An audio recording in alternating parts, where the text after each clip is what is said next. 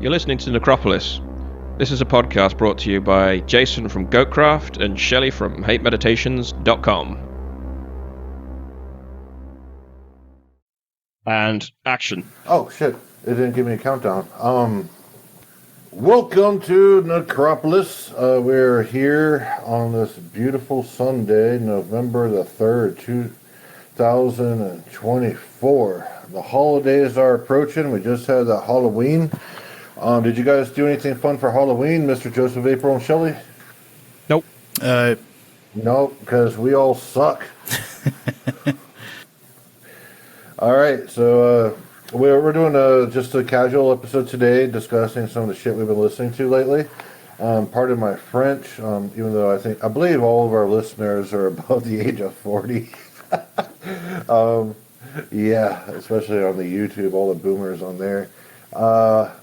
So each one of us, we've chosen 3 albums. In my case, I chose a composer, but just kind of lighthearted episode today.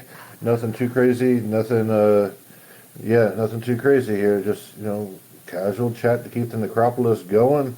I'm firmly entrenched in grad school and have my final projects coming out that, that's going to be a lot of fun. I will be actually performing, not really at Goatcraft, but for my aesthetics course, I'll be blasting the piano. I'm going to be wearing a ski mask to be a guerrilla pianist, like, guerrilla warfare and all that. And someone's going to flip through slides of ecological disasters, and I'm going to portray those disasters through music.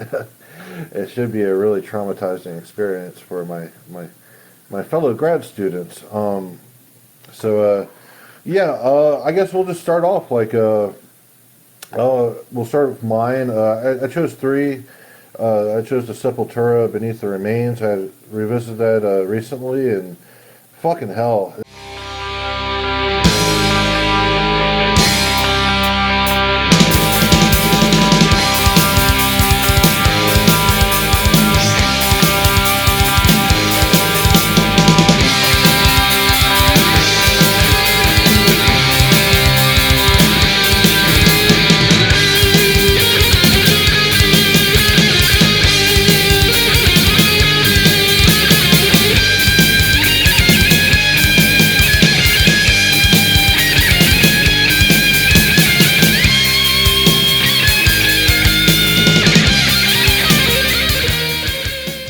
It's fucking good. I like it more than Morbid Visions.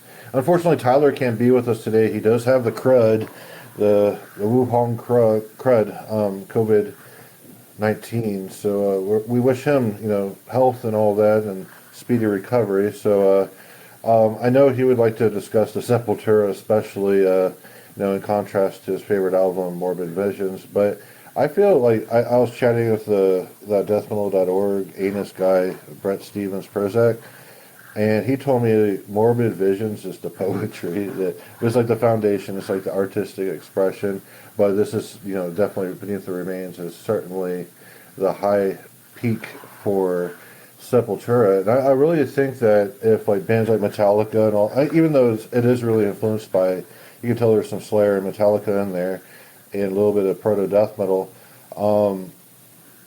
I think if Metallica never sold out and just kept getting more and more extreme, even though they weren't really that extreme to begin with, Sepultura might be the archetype they could have gone for with that. I think it's Metallica gone extreme metal, in my opinion.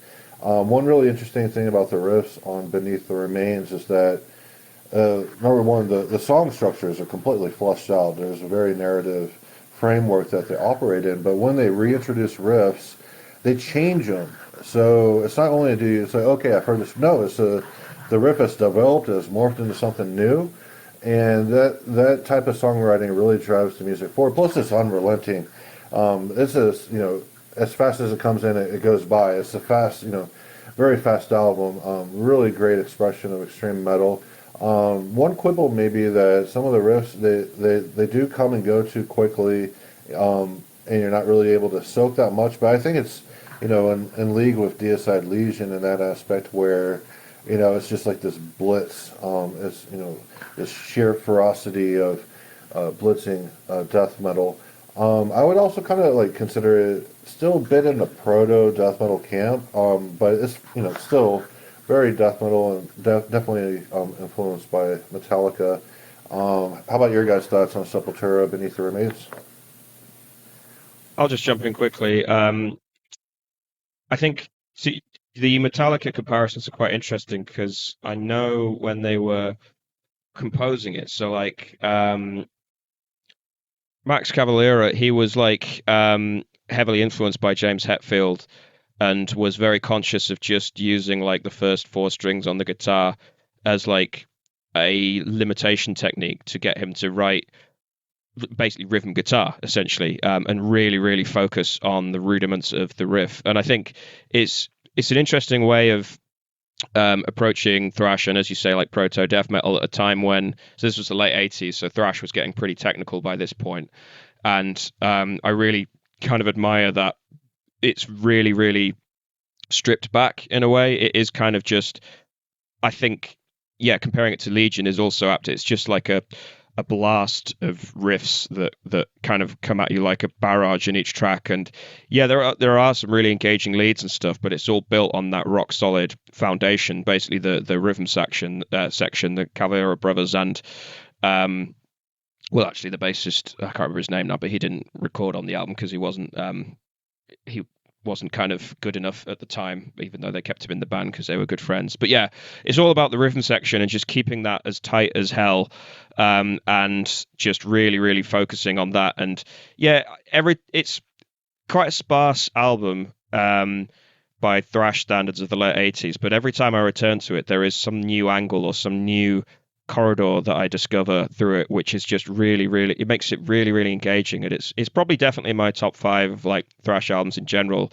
And it kind of sometimes gets overlooked because it's sandwiched between the earlier Sepultura, the proto death in sort of Morbid Visions. I know Schizophrenia is a bit of an anomaly there, and I think Tyler's previously commented that he finds it quite boring. It's kind of just a sort of knockoff of Creator with a bit of Slayer in there as well. And then Beneath the Remains is where they really come out of their shell as like a full-blooded thrash entity, but it sometimes gets overshadowed by Arise, which is when they got like far more attention commercially, and obviously it was Arise is like the bridge between that old sound and what came next in terms of bringing them more into groove metal and stuff. But it's sort of, everybody is obviously aware of this album. I think it's really highly regarded within the scene, but it's also, I don't know, it belongs up there with, your Rain in Bloods and your Ride the Lightnings as like one of the best thrash albums ever recorded. And yeah, top pick. Always love revisiting it.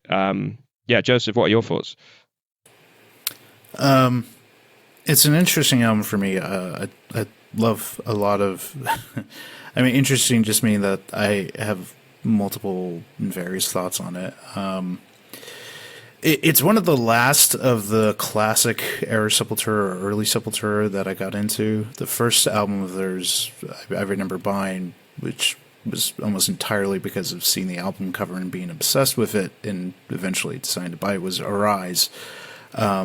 And then I think I worked my way forward, Chaos of Day Roots, and then worked back, like getting Schizophrenia, and then I think I finally got Beneath. I mean, the tracks, a number of them are live classics. They're probably my favorite. Might be Mass Hypnosis, although also Stronger Than Hate is a really strong one. Yeah, I mean, it's kind of hard to add on to something that's such a classic like that. It's the album that broke the band, that broke them internationally, beyond even just the tape trading, like the kind where they were going to head to, where, never did quite hit that Metallica level, but, certainly were in competition, and historically significant, because it's definitely probably the first album that really broke out of the mold of the European, North American metal scene. Besides, a few bands we could talk about, Japan, where there was the idea of metal coming from the rest of the world. And yeah, it's just an absolute classic. Just an interesting tidbit with it. I was looking up some of the history on the album. to the lead up for this, and I was reminded the funny story that the album cover, Michael Whalen, who I think is a fantastic artist, has done covers for many bands, but he originally the band wanted to use his work that was eventually used for Obituary's Cause of Death, but I think the label decided they wanted it switched, so then they got suggested to use his other piece, and then Obituary used the one they wanted to use for Cause of Death. And I think Demolition Hammer got the other end side of that, yeah. Piece for and I remember cover. And I remember that very well because that art, that piece by Michael Whalen was originally used for the cover of a Lovecraft compilation, which was actually the first Lovecraft book I ever bought. So I think I knew that image before I'd even heard Obituary or Sepultura. Yeah. I mean, just to finish up on this as well, we did discuss this. We did an episode on the Tampa scene a few weeks ago, and obviously Sepultura came up because it's one of the albums that really made Scott Burns' name as the guy that could make death metal bands sound powerful and kind of professional. The other being Slowly We Rot as well. And when Beneath the Remains came out, everyone started demanding Scott Burns because of the drums, and just him centering them as a really important foundation for conveying the power of death metal that other producers not managed to really capture within a studio setting before. It wasn't recorded at Morrison. He traveled to Brazil to record it, but after that they came up to do Arise. And I know I'm sort of repeating myself from the Florida episode, but as you mentioned, Joseph, like, that's when Sepultura started to explode, and they actually outgrew the death metal scene itself in a way because they kind of crossed the border with thrash and some other influences as well in there. Arise has an industrial element to it as well, I always hear. And that kind of grabbed fans that were not into death metal. Yeah. There were sort of the samples and things that are used on, like, Desperate Cry, or was it Dead Embryonic Cells? One or the other. And obviously they did more of that with Chaos AD. The other thing you mentioned with the drums and Scott Burns, like, really able to kind of clarify the drum sound. I mean, it's such a benefit for Sepultura, because the one thing with Sepultura going down, and I think some of the best work is Beneath the Remains and Arise, but Igor Cavalera, easily I would put as one of the greatest thrash drummers, right alongside Dave Lombardo, which is, I think, part of the reason that band has such a legacy is that both of those bands have had some of the most top tier drumming. Yeah, like, the thing I love about his drumming is he's not Mr. Fancy Pants. It's not like loads of complex time signatures and really unsettling fills. It's just absolutely rock solid, and he finds a way to be really creative and charismatic within that. And he kind of knows what thrash drumming needs in a way. He's kind of steps back when he's supposed to step back and sort of foreground the guitars, and then suddenly, if there's like a really choppy bit, he'll deliver this really kind of memorable fill. But again, it's not like Mike Smith levels of density. It's just really memorable, almost like catchy drumming, I guess, for want of a better word. But yeah, absolutely concur with that.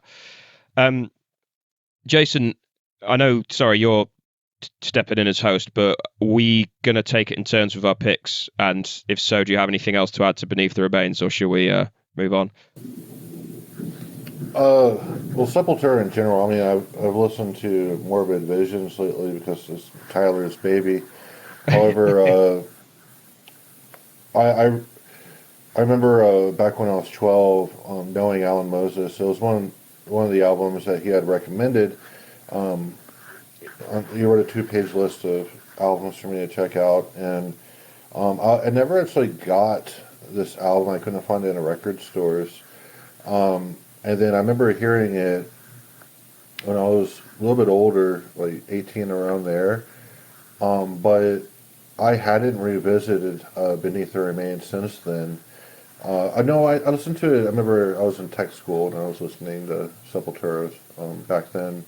But I would say, yeah, it's been a good 15 years since I really sat down and listened to it, and I really enjoyed it. There was a lot in it that I really appreciated, songwriting-wise, and how coherent all the music is.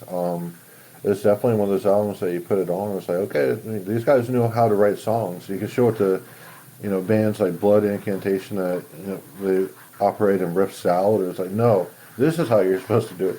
Not just, dicking around, throwing everything into a blender, but actually having some forethought into what the fuck you're trying to express. Like, not just, riffs and isolations like, ooh, yeah, that sounds cool. So you just throw it all together. No, you're supposed to have, like, some kind of logic or reason to the music, not, just riff salad. So that's, final thoughts on that. It was really good to revisit Sepultura. I do view it as Sepultura's best album by far. Morbid Visions is good in its own right. If you want some really primitive, bestial, proto-death metal, definitely go to Morbid Visions. But I think Beneath the Remains is the real Sepultura statement. So I'll end on that note. You want to go with your first pick, Shelley? Sure. Okay. So I'll start with a big ticket item. I've been visiting a lot the latest Funeral Mist album.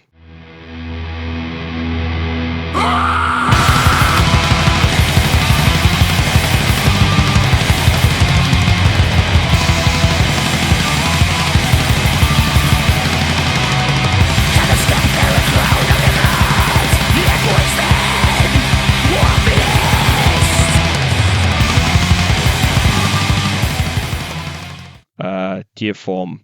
And it really kind of surprised me when it came out. I think it was actually as early as 2021, I think.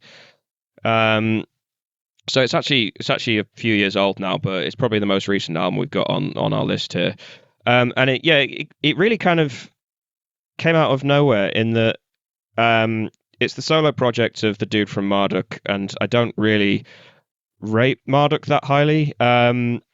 There's a couple of albums that I do like in the earlier days, but they're sort of one of these bands where their popularity kind of confounds me. And I've always found the side projects of Marduk far more interesting than the thing itself that they're all known for. So yeah, there's the guitarist. I'm sorry, I am fucking terrible with names. You just have to forgive me on that. And it's not just me not remembering stuff. It's universal. I don't remember most people I meet. But yeah, the guitarist who was in Abruptum, he kind of carried forward Abruptum after the original lineup collapsed and released two really cool, like, dark ambient albums. And then this guy, he's obviously he's the vocalist for Marduk, has been since like the 2000s, I think. But he has a really cool, like, ambient project called Dom Jord as well.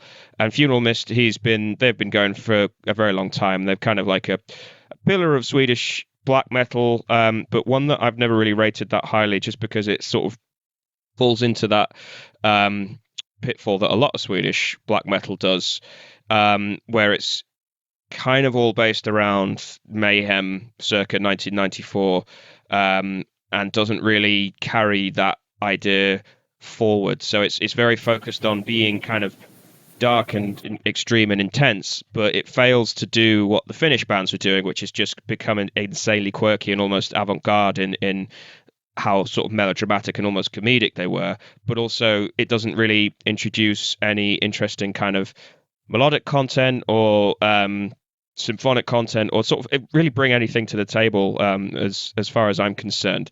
I'm excluding bands like Sacramentum and Dawn and Dissection as well. I think they probably warrant special mention in terms of Swedish black metal as well. But yeah, the latest Funeral Mist, it kind of bucks that trend in that it manages to convey the same sort of level of insane intensity, but there's real ideas behind it. There's a malevolent sort of dark, brooding atmosphere that's carried forward throughout the album. There's some really, really memorable riffs. There's some drumming on there that I'm not even sure is human, because the intensity of the blast beats and their duration is it's beyond what even Frost could do at times, I think. But it's really compelling to listen to, because it brings back that mix of like blind fury and trance-like intensity, where you're almost getting worked up into this meditative, transcendental state, which I think only kind of early Gorgoroth managed to convey at times. And yeah, it's quite a wide-reaching album in terms of the sort of moods and the breadth that it manages to reach for. There's some really slow, kind of brooding, dark, ambient passages. There's very, very intense, like grinding black metal. And yeah, it just does it all really well. It's not like the most insane thing you'll ever hear, but it's just a really, really solid package of like quality Nordic black metal. So yeah, I don't know what your thoughts are. Joseph, what do you think of this album? Um, yeah, it's interesting. Yeah, I think you're right. This came out in 2021. I remember talking about it. It's funny too because I put this in the category of bands who really do not give a fuck about being on end of the year lists when they put their albums out in December. Like I think it's almost it made my end of the year list. I slipped it in because it was that good. Yeah, I mean, I'm of the belief year-end lists should wait till the actual end of the year before publishing. But I know a lot come out well before, so they can kind of show up in November and December for people's Christmas shopping lists. Yeah. But yeah, it amuses me. It's almost always black metal bands that like very specifically. Like I think another band that might be on your list has done that before, put an album out in December. So I always find that interesting. But I remember when it came out. Yeah, well, that too. And a discussion group I've off and on been with, a friend of mine on there is a huge Funeral Mist fan, and we were talking about the album a bit when it came out. And there's definitely parts where you almost wonder if something was artificially sped up, the drumming, but also the guitar playing. At certain points, it's just like, God, that does not sound humanly possible. So, but at the same time, given that the band is almost purely a studio project, I don't really have any gripe with that. I think it's sort of an interesting element. And I did re-listen to the album leading into this, and it's one that I don't play maybe as much as I should, because I certainly was reminded that I do enjoy it, and I generally have enjoyed Funeral Mist's career. I mean, their most famous album is Salvation, but I think everything they've generally done has been good. In Diaform, I was reminded, I think some of the later tracks, a very surprising amount of melodicism kind of showing up in the riffs that are written for it. Yeah, just a consistently good band. One that I actually probably would go ape shit to actually see live. I think, the main guy behind the band has said that's never going to happen. I think he did one song once with another band, but that's about it. But solid modern black metal album from someone who is very dedicated to the old school.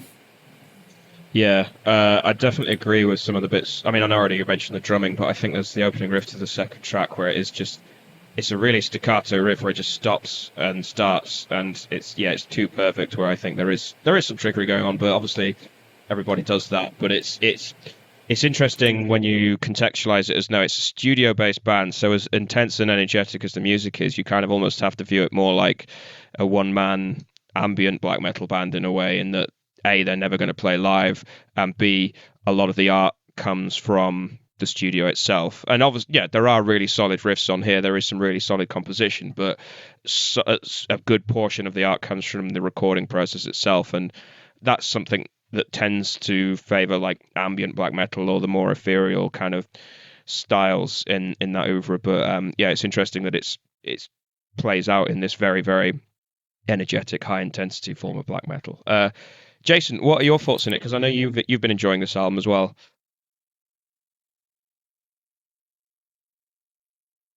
Jason, are you there? Sorry. Yeah, I'm here. It just took me a moment to unmic myself. Yeah, Funeral Mist, they take the virulency of war metal and inject it with some much needed substance, along with many welcome eccentricities that come with the territory of hyperfast and aggressive black metal, bizarrely aggressive vocal inflections, outrageously chromatic riffing, stop-start rhythms colliding against fluidity, and additional stylistic colorings borrowed from both the martial and the theological schools of thought. Diaform feels like what Mayhem under blasphemers stewardship wanted to sound like, but could never. I was about to say, this is... something like this sounds familiar. Sorry, I was just reading a random review off of Metal Archives. It just happened to be written by you, Shelley. Fuck's sake. All right, but yeah, I kind of concur with what you're saying. I do think some parts of it are very fucking bland, kind of wallpaper black metal, but there's some highlights on it. This Children of the Urn, definitely, I feel like the children's choir is, the way it's introduced and recapitulated later, kind of, I wouldn't say it's tasteful, but it's definitely expressive. But yeah, it's one of those bands that hits a lot of the right marks, but there's this genericism about it, which, the correlations to Marduk, you can definitely see there's, I like Steve Tucker. My analogy for Steve Tucker is that he's really good at being generic because his vocal style is, just the Cookie Monster growling type. And he does have some highs, but and that's a very generic approach to death metal vocals, but he's really good at that. And I would say that Funeral Mist are really good at being generic Swedish, black metal. And there are some parts in it that I do think are quite well done, but as a whole, it's one of those things that I can listen to when I'm drunk or driving. Not drunk and driving, just one or the other. But yeah, it's not something I really feel like if I want to listen to music and just cut out the world, don't really go for the Funeral Mist at all. But compared to your other picks today, I do think it's the superior album. So yeah, that's my thoughts on that.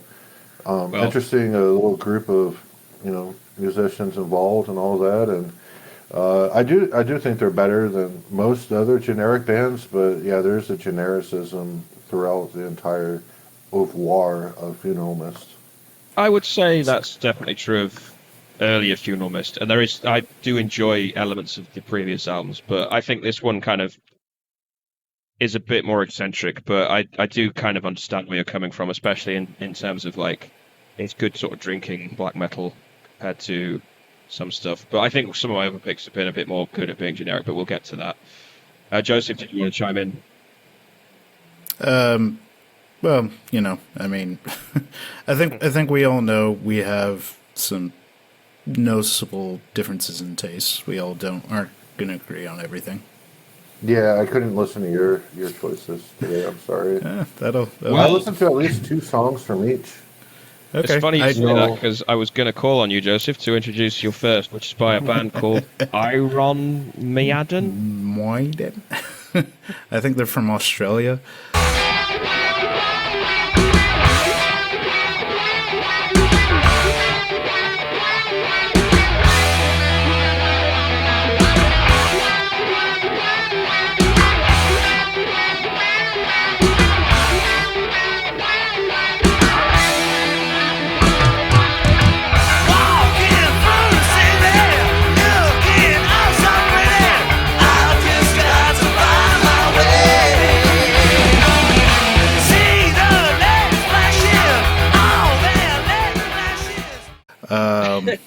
Iron Maiden, mate. Iron Maiden ate your dingo. No. So my picks had essentially 3 themes. Iron Wallaby. Yes, exactly. That would be scary. This one is a current event pick because Paul Di'Anno's passing, who, for anyone who's been living under a rock, was the I don't think he was the original, but he was the first Iron Maiden vocalist for when their studio content came out, and he was on the first 2 studio albums before quite quickly kicked to the side and Bruce Dickinson jumped in, I think right near the end of the touring for the second album. And then my other picks are, well, we'll get into the reasons for this, but yeah, I mean, it's like most of the 80s era Maiden, it's considered a classic. I mean, it's essentially one of a handful of albums that are cited as exploding the new wave of British heavy metal scene. One of only two bands of that scene who broke into majors right from the start, the other being Def Leppard. I mean, Maiden's influence is just everywhere. I think the interesting thing, again, with Maiden, so many fans think of it in terms of the Bruce era of it, and the Diano albums do kind of get a bit overshadowed. And the one thing that often gets mentioned with those albums is sort of the more punkish or sort of danger to those albums, the roughness, the feeling that like these guys, you know, just before the gig were out on the street and maybe got into a scuffle and now they're on stage playing. Like there was a sense of Bruce came in sort of a more kind of like metal godness to it. Like, oh, these aren't mortals. The first albums, there's definitely a feeling of these guys are, you know, on their way to become rock stars, but are definitely still mortal. And I was thinking of picking Killers, but the reality is Killers is one of the kind of like with Sepultura when we were talking about Beneath the Remains. Killers was one of the last of the classic Maiden albums I got. Well, the first album, Iron Maiden, was the first. So a lot of these songs are very partial to me. I think my favorite track of all, well, the two favorites, probably Remember Tomorrow, which is sort of ballad-esque and has this sort of dreamy quality to it. I mean, even with the lyrics, it's very kind of dream-like imagery. And then the other one being Phantom of the Opera. Again, the horror aspect. And I was pointing out to some people, this is Phantom of the Opera before the Andrew Lloyd Wright impression on mass audiences. So this is a little more tied into the old school horror movie Phantom of the Opera. I think it's a great album when you want to look at that kind of heavy metal in the new wave of British heavy metal's attachment at the beginning to that sort of street energy, punkish kind of vibe. It's just a picture perfect example of that.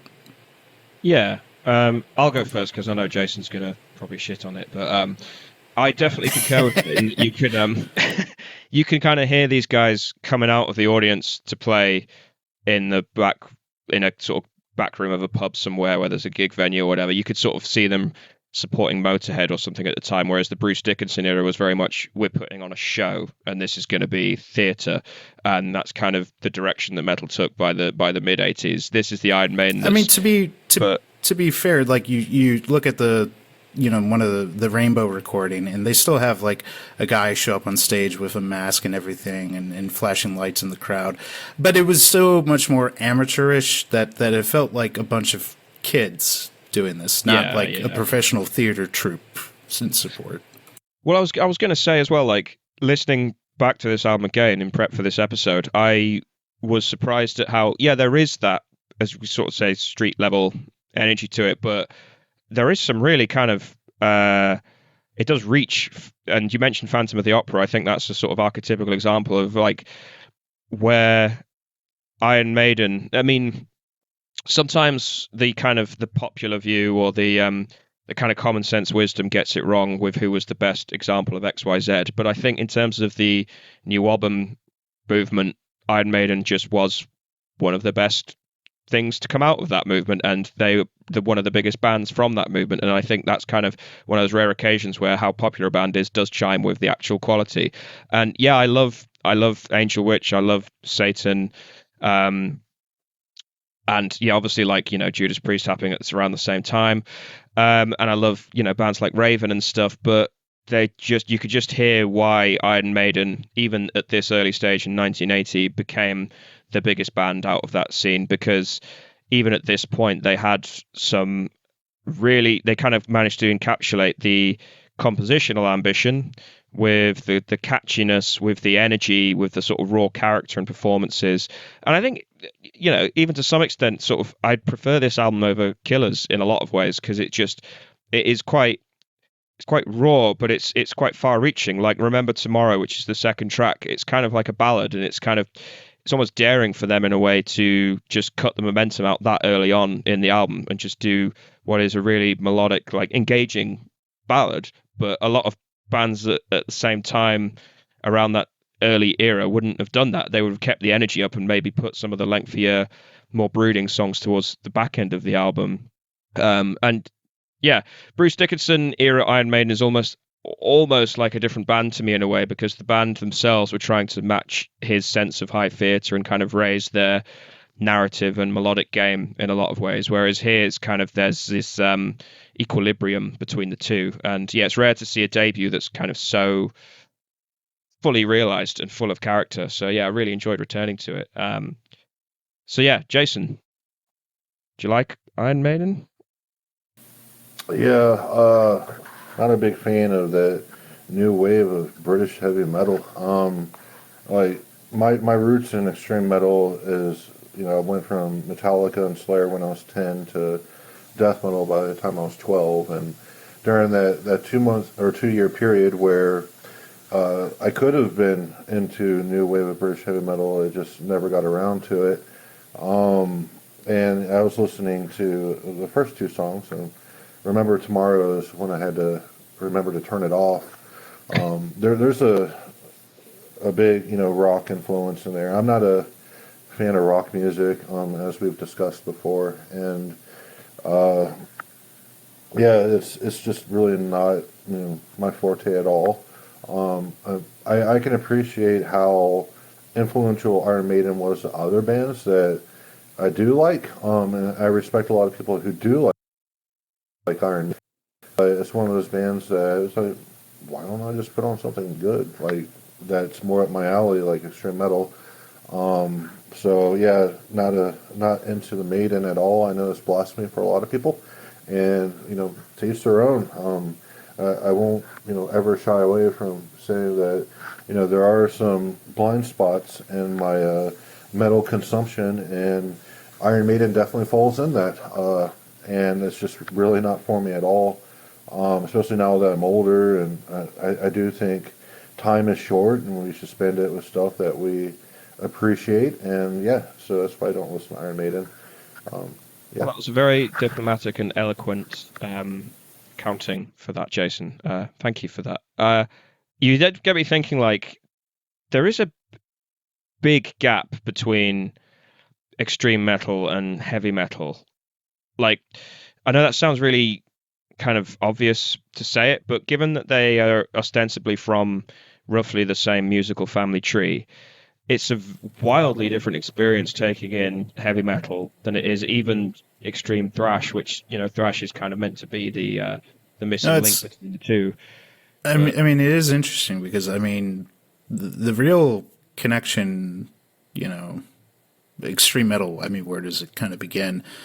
I mean, obviously, at that same time, you had Motorhead, and very specifically, you had Venom, and yes.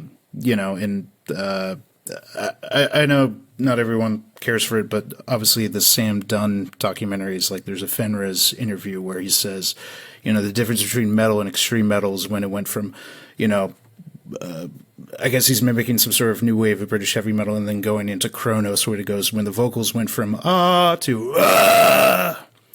And, Kronos essentially being the difference.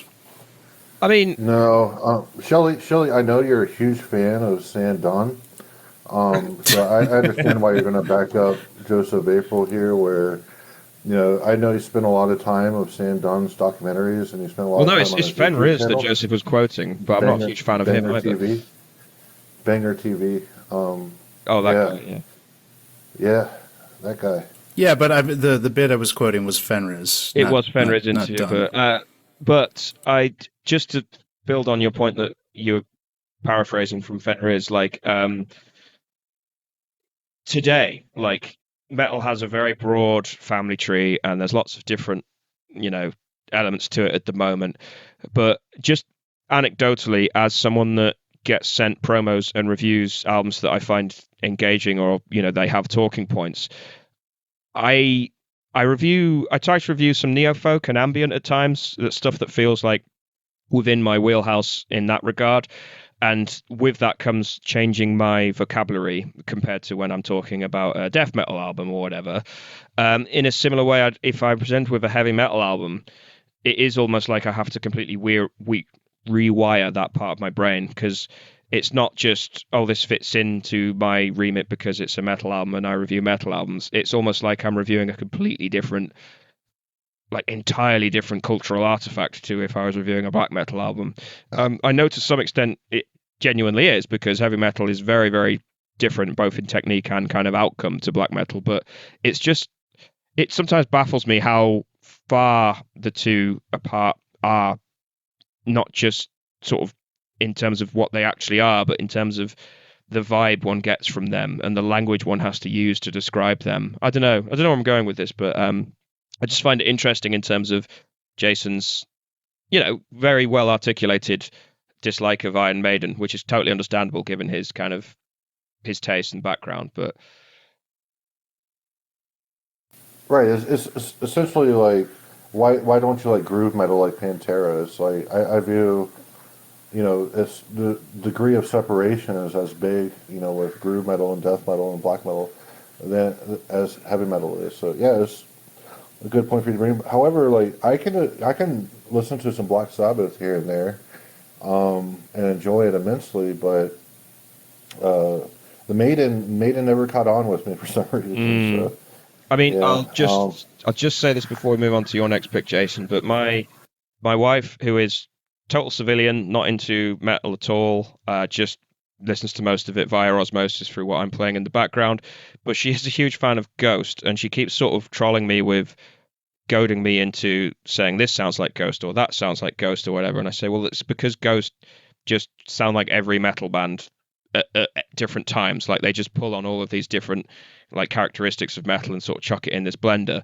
And she wants me to get angry. She's trolling me, but I'm like, I don't find Ghost offensive because it's so far removed from anything that I like that it's almost like getting offended over Taylor Swift or something. It's like it's not relevant to the music that I like, so it's not something that I'm going to get pissed about in the same way as I'd get pissed about, I don't know, Blood Incantation, just because that's fresh on my mind. But I mean, you just ousted your wife as a poser, dude. she's not involved in this. She's not involved in metal. She's Well, just a civilian. I'll take the poser card since I actually like Ghost. Fair enough. Jason, your next pick, which I believe was Lunar Aurora. It's this. Oh, we're gonna go with that one. Okay. We're going to go with that one, yeah.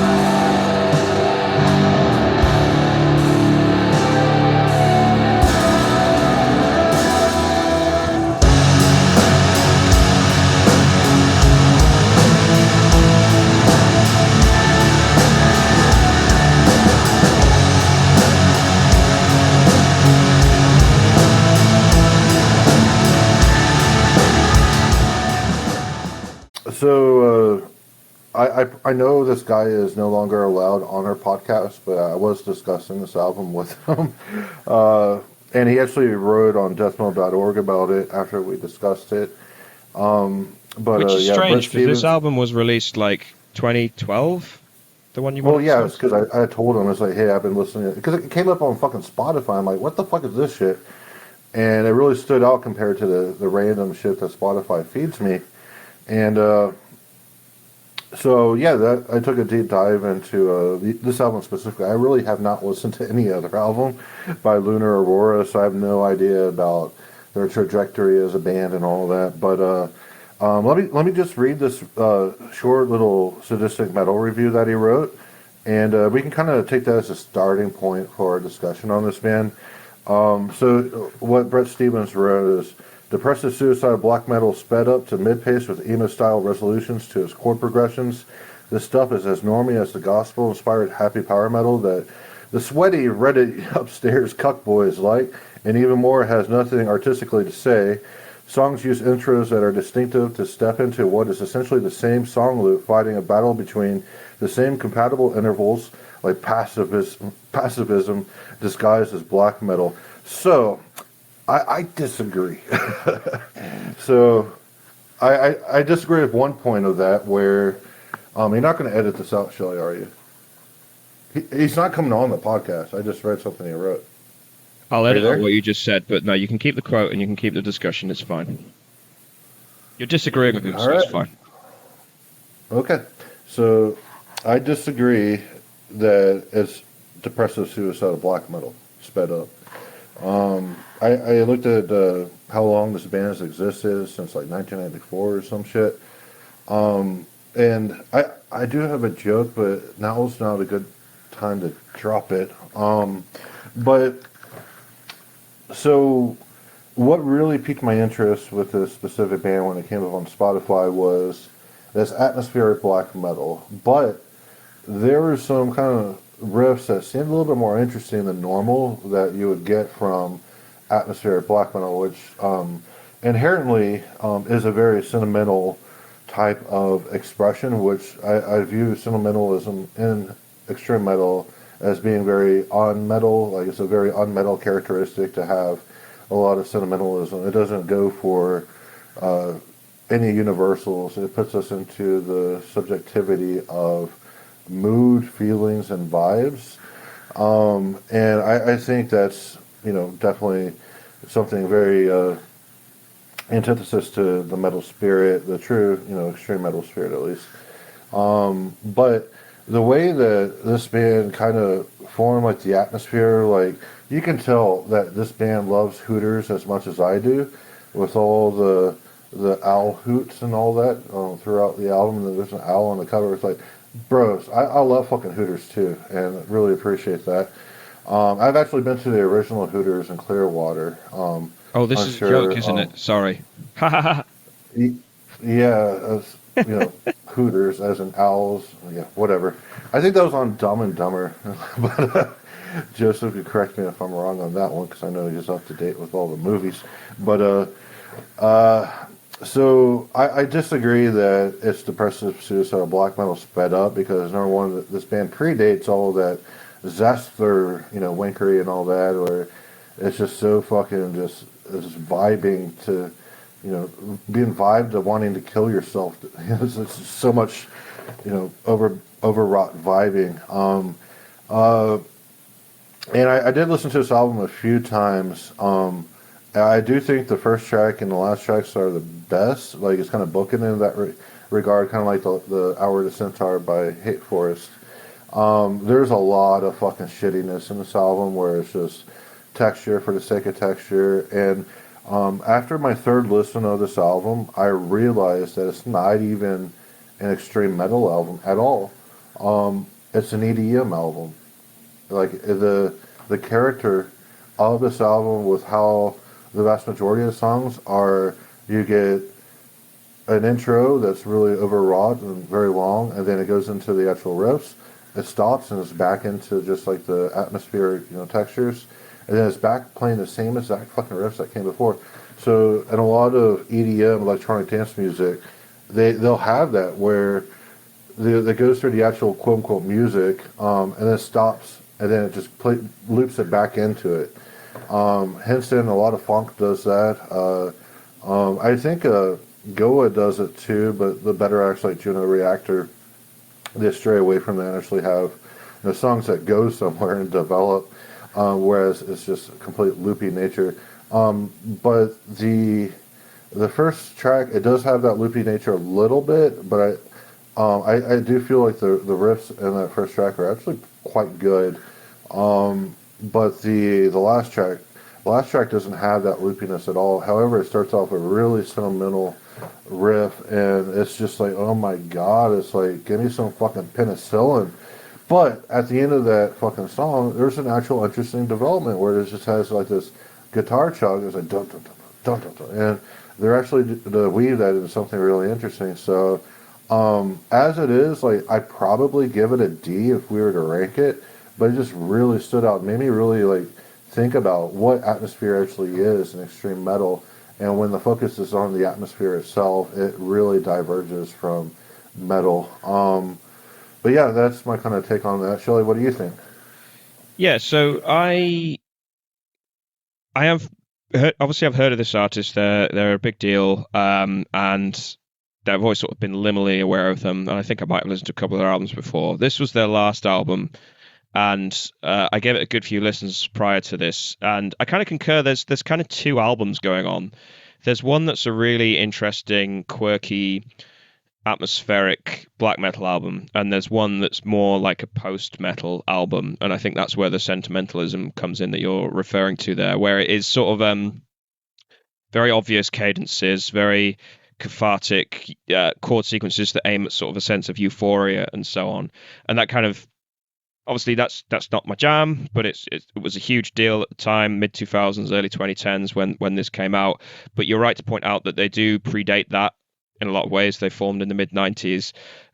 So these, I think, what between Prozac's review, his paragraph that he wrote about it, and your salvaging of what actually is of value in this album, there is some sense to be had in terms of the fact that we often talk about the original second wave of black metal and how it sort of disintegrated by the late 90s, and it either did stadium rock versions of themselves in the case of Immortal, went into very kind of progressive or experimental territory with Enslaved, or just straight up gave up and just left music altogether, or it went into ambient sort of what was to be known as dungeon synth territory in the case of your Iljan and your Burzums and so on, and to some extent summoning being kind of adjacent to that. I look at like Lunar Aurora as sort of similar to summoning in a way in that they kept playing black metal, but they saw it as a purely atmospheric, mood-driven project, and in that sense they're sort of really unique and really actually quite interesting to listen to, because they are really clever with some of their like melodic and harmonic flourishes, really clever with shifting gear at times, shifting moods, shifting textures, and so on. But I kind of agree that the fact that it's still nuts and bolts a black metal album kind of sometimes detracts from that in a way. I have no problem with them obviously using distorted guitars and the occasional blast beat and the distorted vocals, because that all does work really well. But I think it helps if you regard this more as like an interesting outcrop of the original spirit of black metal. It has kind of real character above and beyond, as you kind of pointed out, the depressive end of black metal, like Zasfa, things like that, where I have mixed feelings about Zasfa, but we'll set that aside for now. But a good crop of like black metal from the mid 2000s on, which did sound very homogenous and so on. I think Lunar Aurora definitely kind of a cut above that in a lot of ways. So a very interesting album in a sort of intellectual sense. I wouldn't say that would get lost in the experience in any way, but it's definitely a thought-provoking album, and for that reason, it's kind of worth listening to. Yeah, that's what caught my attention about it was Spotify feeds me so much bullshit, and like Watain and Marduk and all that. I did discover Funeral Mist through the Spotify. I play the DJ guy off of Spotify. And he'll give me like classical music and then like stream metal and then EDM and all that, and it's just like this really interesting kind of here's some things that the algorithms figured out that you like, and let's just throw it all in together. And it's really interesting to kind of have the DJ present all that. It's just the AI doing that. But when it came out, I'm like, oh shit, this sounds different. Like, what the hell is this? And I was really trying this, like you said, it's more of like a intellectual curiosity than actually enjoying it. Like, like, why the fuck are there owls in every song? And just trying to figure it out, like, what the true, like, nature of it is. And it really is beyond the post-black metal sentimentalism. I think the atmosphere itself is sentimental. And with that, it's unmetal in that regard. But so the song structures themselves, like I said, they're EDM songs. It's not constructed like black metal songs are constructed. And there's just so much like off kilter about this release that it's like, yeah, it made me like really want to try to figure out what the fuck it is. That's why I thought it'd be a good discussion, because I know Joseph actually likes this band. And it'll be interesting to get his take on what we've said so far. I'm queuing you, Joseph, right Yeah, now. no, yeah, You can come in and speak now. Don't be shy. Don't be shy, Joseph. okay. Yeah, it's funny actually. I was familiar with this band in the mid to late 2000s, specifically for their mid 2000s releases like Elixir of Sorrow, Zyklus, Mond, and kind of fell off from them. It's hard for me even so now removed to kind of even remember those albums in too much detail. But when you mentioned you replacing their last album on this list, I gave it a full listen and really enjoyed it. Kind of going off of what Jason, you've said, and Shelley, like combined a general agreement. I don't have too much to comment because, again, I'm not even sure if I've listened to this album in full previously, so with only one full listen, I can't dissect it too much, but I found it pretty thoroughly enjoyable. Certainly hit a lot of... It's because you like Hooters, right? Yes, I'm a fan of owls. I liked, it was a very atmospheric type of black metal, so it sort of has that kind of peak Burzum influence. At the same time, it's very nature focused. A lot of the bells and whistles on the album add that vibe. And the melodicism that does show up is, has a very kind of melancholic, out in the woods kind of feel, which I find very soothing.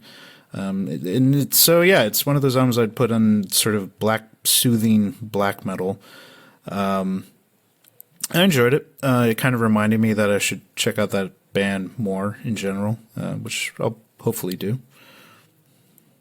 Yeah, I think it was definitely enough for me to go back on their discography as well. There's enough going on there that's got me interested in them at the very least. Okay. Any final thoughts on that, or are we going to move on? I'm going to move on to my next take.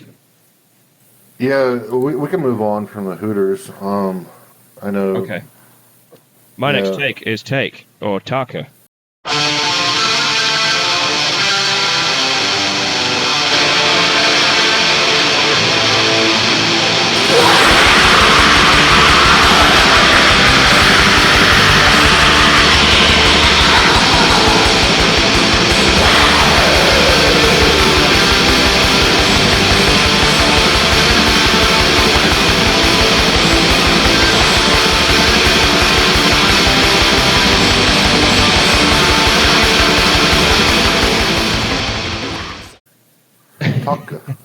That's how I pronounce it. So I've had a Norwegian tell me it's pronounced Tolke. Tolke. Like imagine like Tolkien. Tolke. Tolke. And it's their first album, which I'm not going to attempt to pronounce because that's a whole bunch of Norwegian words right in a row, which I don't want to butcher. It's not any other reason. But yeah, this is another one where it's like a very well-known band in that late 90s, mid 2000s wave. I'm really beating around the bush in terms of calling it the third wave. Because I mean, I was thinking about it, and I generally consider this, like, if a third wave exists, this is kind of one of the first albums of it. Yeah, I think that's fair enough. Like, there's elements of like British black metal, like bands like Winter Philip, things like that kind of got going by the early 2000s. You have bands like Doddenheim's Garden Mains and Taka from Norway, who were all sort of early to mid 90s sort of formations, and then sort of got into releasing full length material by the late 90s. And obviously USBM in the likes of Leviathan and Zasfa and some of the other bands we're going to discuss today. But this one is like, they got really big at one point, to the point where I think they won some National Music Award in Norway. Not like a metal award, like a sort of Norwegian Norwegian Grammy. I think it was the exactly. 2010 album that they did. Yeah, which in a way, given where black metal started, is kind of insane that happened. But yeah, just wanted to go back on it to sort of remind myself sort of why the hype. because it's very easy for me to be cynical about a band like this in terms of them just recycling elements of Gorgoroth and Dark Throne and maybe to a lesser extent Burzum. But going back to the first album, I was actually struck by how much like early Dimmu Borgir is in there. It's basically a non-symphonic version of Dimmu Borgir, maybe sped up by 10, 20, 30 BPM because it's quite a fast album. But it really does remind me of like For All Tid or Stormblast in a lot of ways, just without the flowery keyboards and maybe less of the vocal eccentricities, although there are clean vocals on here as well. It's just got a really striking, solid, melodic character, and this album in particular is just really tightly constructed. It does kind of remind me of early Ulver as well, in a sense where I don't know if they're late enough to call third wave or not, but they were definitely younger than the sort of silverbacks of the second wave and so on. And so they are pulling a lot from the likes of Dark Throne in particular, but to a lesser extent, Emperor and Burzum as well. And I feel like Tolkien kind of sit within that kind of canon in a lot of ways, where it's sort of the last gasp of original quote unquote true Norwegian black metal before it became too much of a circus. Admittedly, this was released in 1999, which was quite late on by like original black metal, the timeline of original sort of Norwegian black metal or whatever. But I really like the fact that they transfer the symphonics of something like Dimmu Borgir and to a lesser extent Satyricon onto guitars, maybe integrate more folk music in there as well, but manage to kind of keep the fury of early Gorgoroth and to a lesser extent bit Dark Throne in there as well. So yeah, I'm still a bit ambivalent about, or a bit bemused by the popularity that this band managed to attract, given that for me they're so-so, they're a curiosity but not much more. But yeah, that's just probably one of those things that I'll have to unpick for their going through their later discography. But yeah, Joseph, what are your thoughts on them? You know, I wouldn't say like they're all-time favorite or anything like that, but they're a band I've thoroughly enjoyed. I've probably seen them live at this point 3 or 4 times, twice I think over in Europe, where I think they've been a little more in control of where they were performing. I thoroughly enjoy them, almost everything they do. I will say some of the more recent albums haven't quite caught my attention as much, but certainly the first 3, again, different crowds have different attitudes to this, but I think a large amount of people consider their first 3 albums to be classics at this point. Enough so that I was disappointed I didn't attend, but the Beyond the Gates Festival in Bergen last year, not this year's, but last year had to perform a set with tracks just off of the first 3 albums. They're very, I know from the songwriting composition that the host, the main guy in the band, which it's interesting you mentioned Gorgoroth, since he's been for over a decade now the live vocalist for Gorgoroth. Well, yeah, so I often does double duty with that. I saw Gorgoroth at the only one and only UK Death Fest in London. I think it was I want to say 2019. I think it was later than that. But yeah, I saw Gorgoroth, and yeah, he was fronting that. And I've seen these guys as well a couple of times. He's a great performer. He knows how to strike a pose on stage. Oh yeah, no, he know. I mean, I've seen him basically do David Lee Roth type jumps on the stage, and yeah. the first time I saw them live was at oddly was Maryland Death Fest in the day. Like it had to be like 5 or 6 p.m., but the sun's still pretty, summer, so it was still out. And he basically looked like black metal Oscar the Grouch, like a homeless man suddenly got black metal paint and started jumping around because he'd just taken a hit of meth. It was extremely entertaining. No, I mean, he's a showman, which, is as much as one can complain about that, I think, given that performing live is, there's no way to beat around the bush. It is a theatrical event in one way or another.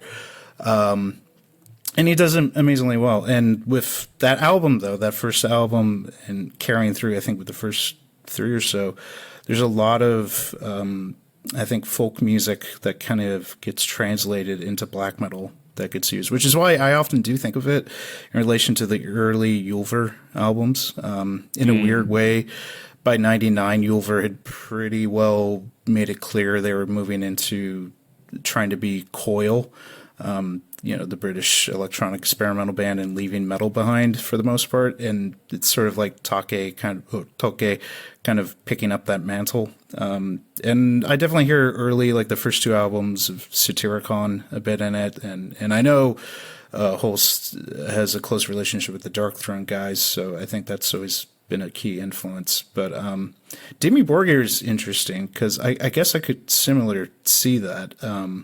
At least in terms of the first 2 albums.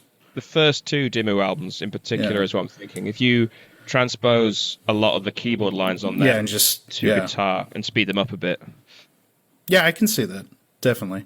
But yeah, I think they're a thoroughly good band. And the other thing, I mean, usually when they get mentioned up is usually this is when I tend to bristle with some of the, let's call it reactionary side to the left-wing perspective in metal, who have You're talking about the time he drew a swastika on his forehead? Well, it was on his chest at a show in yeah. Quickly. He's Hindu. Maybe he's Hindu. Well, we do have Hindu black metal bands. Actually, speaking of which, I have seen a Hindu black metal band with some of their merch on the stage. Very small. There is definitely Indian swastika on that. Though the design is, you can tell it's different. Anyway, he got into a load of trouble in the late 2000s, playing a show in Germany, and promoter pissed him off because he said, "Your band won't play if you play with that shirt." Now, no one knows what shirt he was wearing. So he basically decided, well, I'm Germany. What's the best way to piss off this guy? Oh, I know. I'll draw a swastika on my chest and go on stage. Weirdly, the context of that just fades away, and everyone somehow thinks he is a fan of Adolf Hitler, despite the fact he's also like been on stage and made out with the singer from Shining just to freak people out in that kind of like Hell's Angels kind of way. And from everything everyone's ever said, he's not that type of person in terms of politics, but it's one of those things that people don't give up. And this will lead into one of my picks in terms of bands who certain people will not give up, calling them problematic. I know exactly who you're talking about. Even when people will maybe admit that maybe Toke are not Nazis, they'll say, well, they're at least Islamophobic because they wrote a song or two basically saying that Islam sucks, which, again, in the context of black metal, I don't know how anyone says that with a straight face. Yeah, at that point, I'm like, there's a lot to criticize about Islam, and it's not all based on race. Like, in the same way that when you're criticizing Sharia law, a lot of places that practice Sharia law are very oppressive. But but not to get into the weeds of the discussion, but as Joseph said, like, what the fuck are you doing listening to black metal if you're going to get upset about people being... Yeah. And to be clear, the lyrics were not sort of... I think it was making sort of a bit of a historical reference to when, like, the Ottoman Empire was pushing into Europe, but it generally it wasn't sort of like anti-Arab or even anti-Turk or anything necessarily. Like, it used an outdated term for Muslims, like Mohammedans or something like that. But it was very clear meant to be a criticism of Islam in the context of, like, yeah, we're an monotheistic religion band. Wait till these guys find out what Wataine's first demo was called. Well, Wataine's on those people's shit list as well. So, well, fair enough. Before we get into the weeds on that, though, Jason, what are your thoughts on this album? Yeah, I thought it was. I mean, compared to a lot of other bands like Judas Iscariot, which we haven't discussed yet, I think, when I brought up the genericism that runs rampant in, a lot of the music, and some being, really good at being generic, and that in itself is, I guess, a good quality. Like they're able to at least tap into the common the Zuhanden of extreme metal. Um, but yeah, it's kind of background black metal for me. There's some interesting melodic lines here and there. Uh, it's very riff driven. So I would say I heard like a comparison to Dimmu Borgir. I would say it's more like a neutered Gorgoroth. With some melodicism injected into it. It's very riff driven. There's a lot going on with the riffs, but it's just what they actually express is kind of just generic. But yeah, not really a band I go to at all. So that's my 2 cents on that. Right, Jason, you with us? Yes, I am here, and I am queer. Awesome. Great. Do you know who's not queer? Once upon a slime, I thought you royalty. I would never have questioned your loyalty. Don't act so surprised. So through your disguise, walked with friends like you, bred from my enemies. Yeah. Or was not queer? Pete Steele. It made it very clear. Made it very clear that he was not queer. It's Pete Steele. Which leads us lovelily into your next pick, Joseph, which is Typo Negative. Dead Again. Yes, Dead Again. So Typo had got how many in total? Probably 7 albums, 6 or 7, something like that. Dead Again was the last one. Came out in 2007. Peter Steele died in 2010. And I picked this album as my October autumn type of pick when I was trying to think of themes again. Something that always happens around October, November. There's certain albums I always throw on. So it could have been this.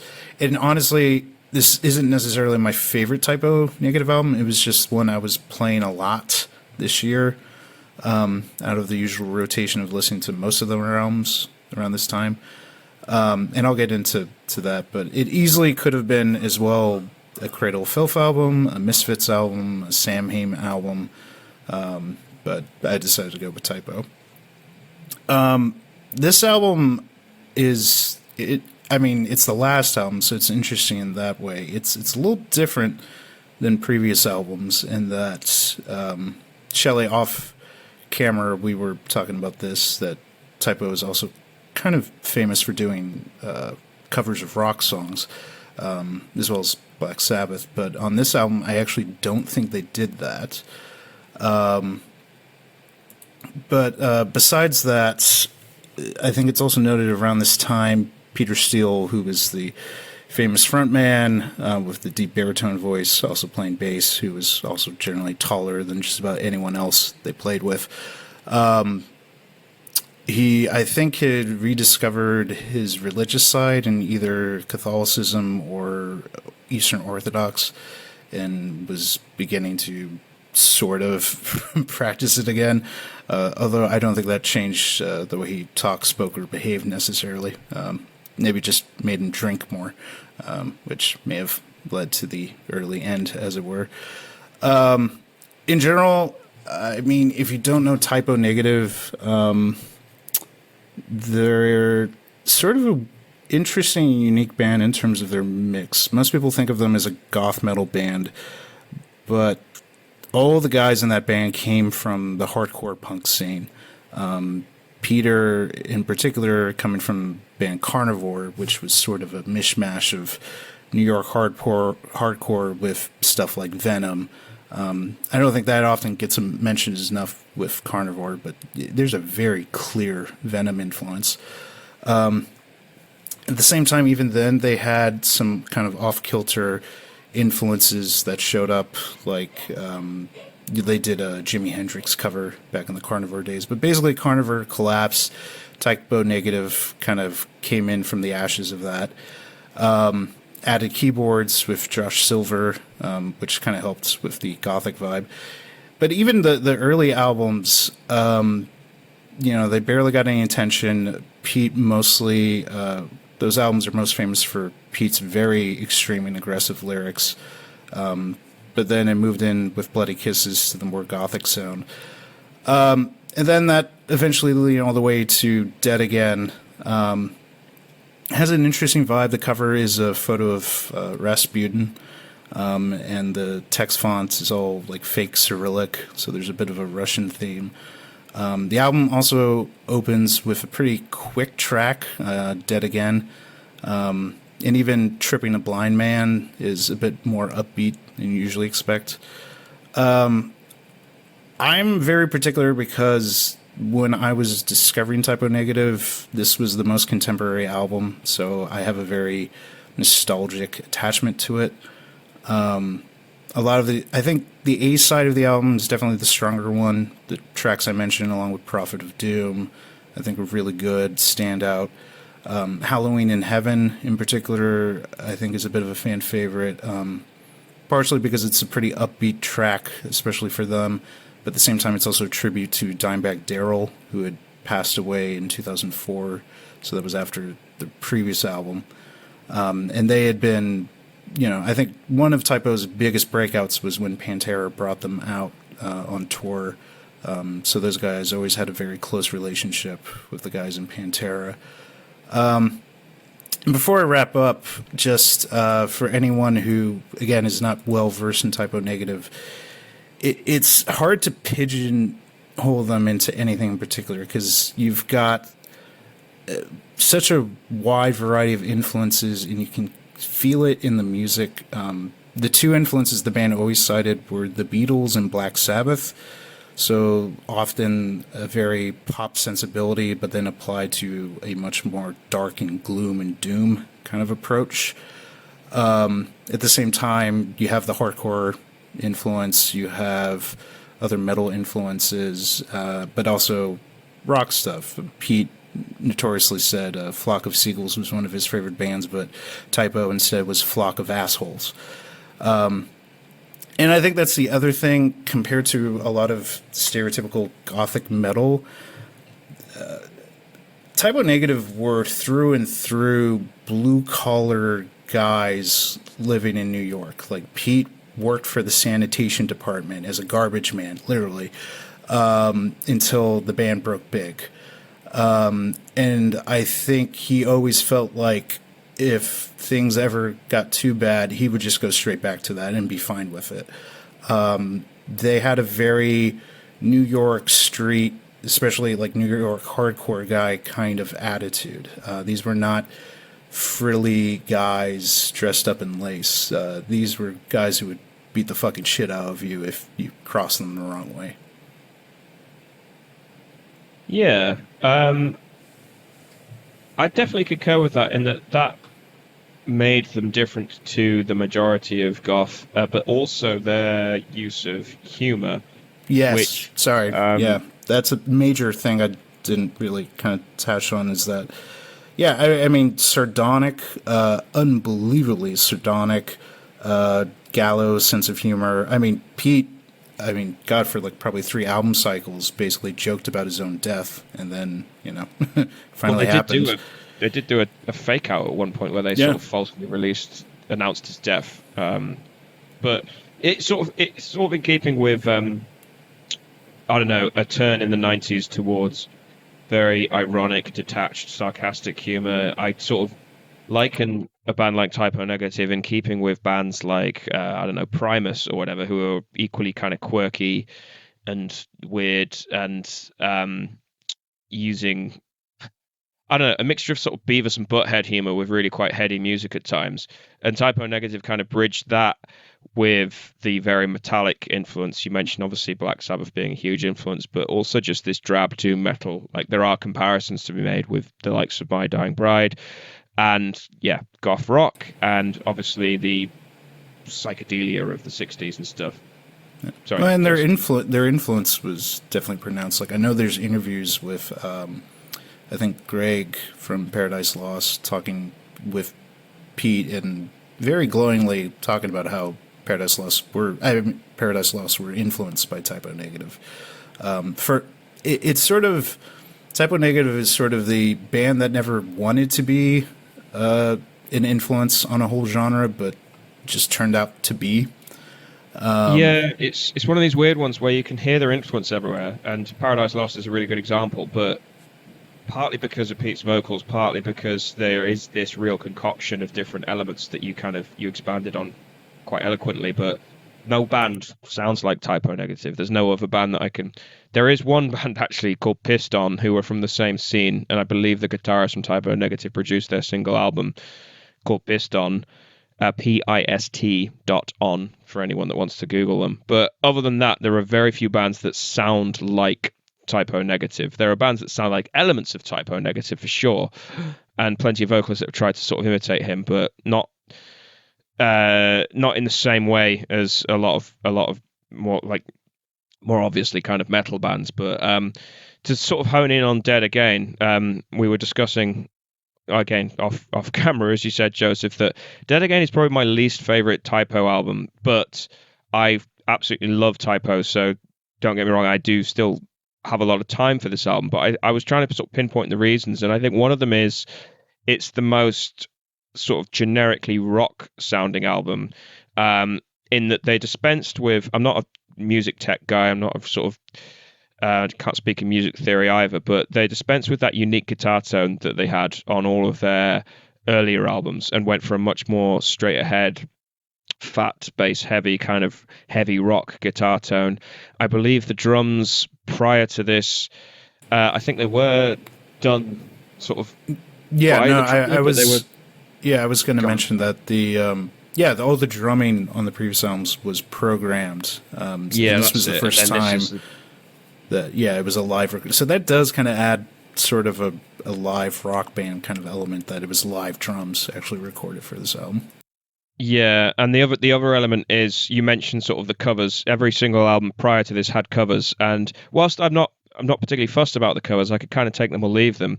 There's also lots and lots of quirky interludes and kind of outtakes or stuff like them fucking around, which is partly one of the reasons why the albums are so long. Whereas this Dead Again is kind of just wall-to-wall music, which on paper is great, because I really don't like sort of filler and just outtakes and whatever on albums. But on this, it's kind of an hour and, 15 minutes or whatever of just intense, full-on Typo Negative at the sort of, winter of their career. It's quite an intense listen to take in one sitting. Right. I mean, one thing I always remember about the album too is that, again, I mentioned the front side is kind of the better one. Not that I don't like the other tracks, but one thing I always remember about is Hail and Farewell to Britain ends with it sounds like Pete in a like a World War II fighter plane, crashing and burning, like screaming his head off like he's about to crash into the ground. And for an album that they didn't know would be fated to be their last is a darkly poetic ending, I think. Yeah, I do, because by that point I'm normally exhausted, but I do remember the final refrain of that song, and just it's very sort of, again, it's quite Beatles in a way. It's just this constant refrain that they end up repeating, and it sort of builds on itself with guitar harmonies and so on. And you kind of think that with a lot of their albums, because they are all meaty albums. There's a big gap between each of them, and they're all over an hour long. And you think with I always think like the classic October Rust, where it's front loaded with a lot of strong hitters, but then right towards the end you get a track like Wolf Moon, which is also one of their floor fillers, for want of a better word. And they often do that in that you kind of think an album's petering out and they're just fucking with you and being a bit experimental, and then suddenly they throw this banger in at the end. World Coming Down is kind of similar, because it ends with what's that track called? All Hallows Eve, fittingly at this time of year as well, which is an absolute banger as well, which just kind of really kind of elevates stuff at the final kind of curtain of the album in a lot of ways. And they do that to some extent here, but it's definitely typo negative. I wonder if Pete had not died, like if they'd continued in. It's definitely them sort of being stadium rock in a way, and sort of moving away from the drab, goth, quirky elements into being more of like a very sort of a very good but kind of dark classic rock band instead. Maybe it's just him doing kind of what Bill Steer does in a lot of ways, and just revisiting his early influences and trying to sort of bring them to the fore. Jason. Yeah, it's. I was just going to say it's hard to say Joseph. where exactly. Oh my god, I almost fell asleep. Okay, Jason, we'll let you go so you can talk before you nod off. Yeah, wow. I thought this was an extreme metal podcast. What's going on here? I do have something I want to say is that I know I joked around saying that Dark Throne is for girls, but typo negative is really for girls. I mean, Peter Steele was in Playgirl. Come on, and But you know the target audience for Playgirl. It's not girls. oh, it's gay men, homosexual men. Yeah, that's Unbeknownst to Pete, but he unbeknownst found to that Pete. out. And he ended up writing a song called "I Like Girls" as like a response to the media backlash that he got, which is filled with questionable lyrics. Mr. Shelley and Joseph April, did you know that they did a Britney Spears cover? Typo? You Yeah. might be referring to the "I Don't Want to Be Me" song with the video. No. Hit Me Baby One More Time. They actually covered that. Look it up. I thought you knew about this band. Come on, man. Well, I know Children of Bodom covered that. No, Google it. It's on the Google. Okay. Baby One More Time. Britney Spears cover by Typo Negative. But I do have to say, It's love songs for metalheads. come on, man. I just did a bite it. I said it. Come on, man. But it was really the pioneers for, quote unquote metal bands. I wouldn't really consider Typo Negative as metal. Doing pop covers was a Versafira, because in 1996 they did Into the Groove by Madonna, and now you have Typo Negative coming with Britney Spears and Children of Bodom and all that. And yeah, maybe I'll jump on the bandwagon and do some Miley Cyrus. Well, actually, Typo man. Negative did Seals and Crofts earlier, so I'm not sure if that counts. And prior to that, Free covered Kiss. So I don't know if they count as a pop band, but a lot of black metal bands like Kiss, I suppose. Anyway, Jason, do you have anything just that isn't gender specific, or? I know it's not your cup of tea. Well, yeah, I mean, like I said, this is an extreme metal podcast. I was falling asleep while you guys were. All right, well, we can move on to your weirdo non-metal classical bands. music. It's definitely well, not it- extreme metal. Well, let me It's apocalyptic snowband music. Come on. let me cap note Typo Negative though. One thing we haven't mentioned that is a reason why, in a weird way, that I'm sure this could be written up in dialectic theory, but in response to people post-death of Peter Steele having very negative reactions to him and sort of judging everything he did in very modern political lenses, sort of endears me even more to the band, especially because I feel like a lot of these things Peter did address when he was alive. It's just you have to look a little closer than the average person does when they're Googling stuff. Because, I mean, all the way back before Bloody Kisses, the band got essentially banned from a venue in the Netherlands for literally the European Antifa confronting them there and getting the venue closed. And miraculously, there's a video of this where a newscaster interviews this gentleman who claims to be a member of the organization, asking them, and kind of not confrontationally, but like goes through it and kind of even convinces the guy, hey, maybe they're not Nazis. There is, one member is Jewish, and maybe they're just, having some slightly conservative lyrics, that Pete wrote for Agnostic Front and this and that, and, a certain opinion on this, and maybe some of it's over-exaggeration. And then the guy goes, well, okay, maybe that's true, but they're definitely misogynists. And says, well, that's enough reason, which, again, just kind of reminds me of the whole thing with Tolkien, where this stuff kind of, people make up their minds. It really doesn't matter what the evidence is.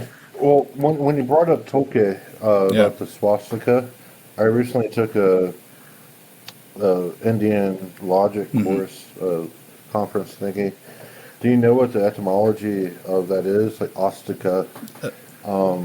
Ostika means that it has like the authority of the Vedas. Gnostica means that doesn't have the authority of the Vedas.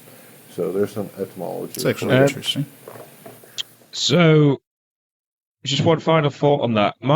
This is purely vibe driven and not backed up by statistics at all, but my perception was always that Typo Negative got a free pass from the majority of like the goth rock metal fan base, simply because Pete Steele kind of died before cancelling was sort of a thing in the popular consciousness, and everyone knows those lyrics are there. They wrote some controversial songs, they fucked around a lot, but in the similar way that a lot of pop culture did in the 90s to be provocative, and prior to that actually, like they're not the only band to toy with swastikas. There's pictures of early Sepultura wearing it as well, but I was Metallica too has a picture of James and Iggy Pop and Slayer and Lars, I think Motorhead as well. Lars was doing the Roman Susie salute. Sue, Sid Vicious. I mean, it's all over the place.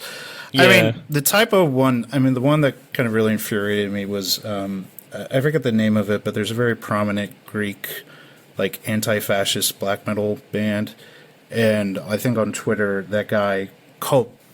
Oh, is that the band on Voidhanger Records? It might be. I think. In Twitter, he accused Peter Steele of being a crypto-fascist who was successful in hiding it, and I kind of got in a long back and forth with him. Like, my point of view, it doesn't really matter what your political orientation is. As long as your boots are on the ground, organizing all that, you can believe in whatever the hell you want to. But once it starts affecting other people, then we have to start scrutinizing it. Well, I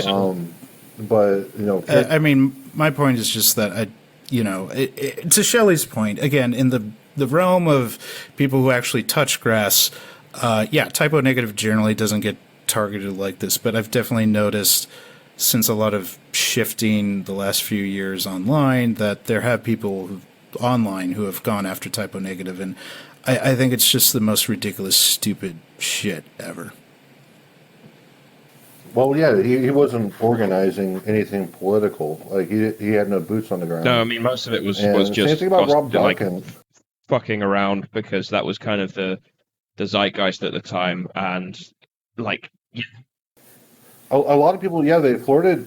I mean, in extreme metal, at least I know Typo Negative is an extreme metal, but extreme metal, at least there's a lot of characters who flirted around. Oh with no, absolutely, but even beyond that, like they did it just to be offensive. They did that to be offensive and extreme.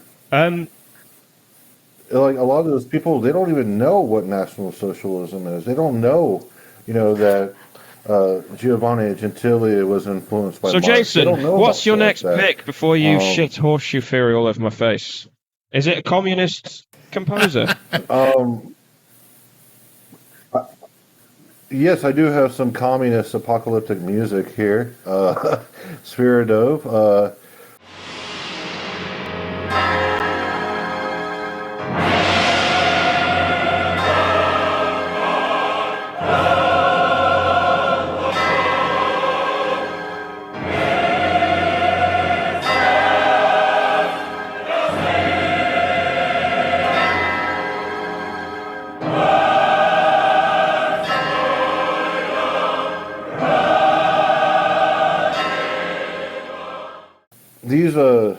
A couple of years ago, I discovered him with his Winter Road suite, and very flowing, beautiful music.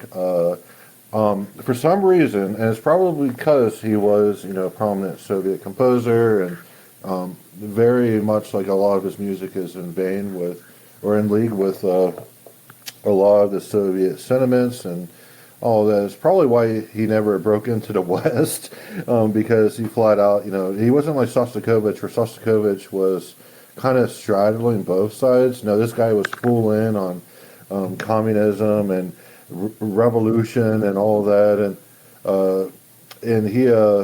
But the thing about like his music, I think he's one of the best modern, like really like late modern. Just for my understanding, composers. I did listen to. I couldn't track down the specific pieces that you asked for, except for "The Sky Is Like a Bell." I think I found that one. But roughly, when was he active? Shit. So I believe Sviridov was active around like the 1950s and later. So post like Second the World War, 1980s. basically. Like, Yeah. Oh yeah, he died in 1998. I just googled it. okay, yeah.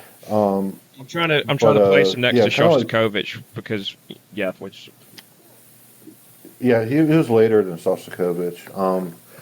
But Shostakovich died in what, the 80s, I believe, or 70s. Do you know that, Shelley, off the top of not your off head? the top of my head, only that he was still. 1975. Yeah, Yeah. 70s. Yep. 1975. So, yeah, he was slightly later than Shostakovich, but he was never, like, Stalin fucking hated Shostakovich. Like, Shostakovich didn't know whenever the blackcoats would show up on his front door and take him to a gulag. Whereas Sviridov, he was always like, held in the highest esteem in Russian culture. So that's why his music, at least my interpretation of why his music never got into the West, because the West was totally anti-communist and all that. It kind of still is in some regards. But yeah, Sviridov. But the thing about his music is he composed in a lot of different mediums, especially his main medium was choir music, like The Sky Is Like a Bell is a choir piece, and Reveille, oh my gosh, Shelley, you have to listen to Reveille, it's fucking beautiful. But he also wrote orchestral pieces, piano pieces, really forward-looking music. Like, I was listening to, like Time Forward, Joseph, you listen to that. There's a lot of like super, super modern things he's doing there, and it's really well executed. Like, even like I see it in my own piano work where kind of like the percussive nature of his piano playing is definitely something that I embrace as well. But what really separates him from a lot of other composers around this time is that he was fully fleshed out, fully realized, a very very genius composer who can convey an expression to the highest echelon. But when we talk about a specific period of classical music, it's beyond composers just writing symphonies and all that. They're writing suites and all kinds of different types of music. That's what he definitely did as well. I do want to recommend any listeners out there, if you really want to hear apocalyptic Soviet music, you need to listen to his Pathetic Oratorio. That is fucking, like, the first time I heard that, it blew my socks off. Like, oh my god, this is when the Soviets nuked the world. Like, this is fucking crazy. There's like this religious tone. I mean, communism is kind of a materialist type of religion, regardless. But yeah, it's very in your face. It's very apocalyptic. I mean, and he's one of my better finds from the past few years of digging into obscure composers. But the reason why he's obscure is just because the politics. That's the only reason. This why is what I was going to chime in with, because he's surprisingly hard to find on any streaming platform. And I was on YouTube and I still couldn't find the specific pieces you mentioned, but I did find. Well, I gave links to everything. Yeah, but they were buried between us arguing about something completely different that I won't bring up now because I don't want to relitigate that. But I searched for it on YouTube. I found The Sky Is Like a Bell, and I just found like a mix. You know how YouTube does these playlists or whatever. So I was just going through his works, and yes, you're right that he's not doing symphonies or sonatas or whatever in the way that a traditional composer would. It's just here's a piece of music or whatever, and you just play it. The other thing that I definitely noticed was, again, not to just compare him to Shostakovich, but you're right that Shostakovich was always torn between dealing with Stalin and dealing with his own impulse as an artist, and he was deeply embedded in the basically Germanic harmonic tradition, but he was also trying to bring a sense of modernism. He was trying to bring a sense of modernism to it, whereas this guy was much more just, I don't know. There's a kind of lyrical aspect to it, and I'm assuming there's a regional kind of folk influence there, but I'm probably imposing something I don't quite hear. But his pieces felt much more like song and much more like folky and Yeah, kind of there's a lot of it accessible that's than they like would in that. classical music. But equally, I do definitely agree with you that the choir piece is incredibly haunting and ethereal. But also, yeah, it was much more accessible in the way that it's not just a giant symphony that you're listening to. It's very like intimate in a lot of ways.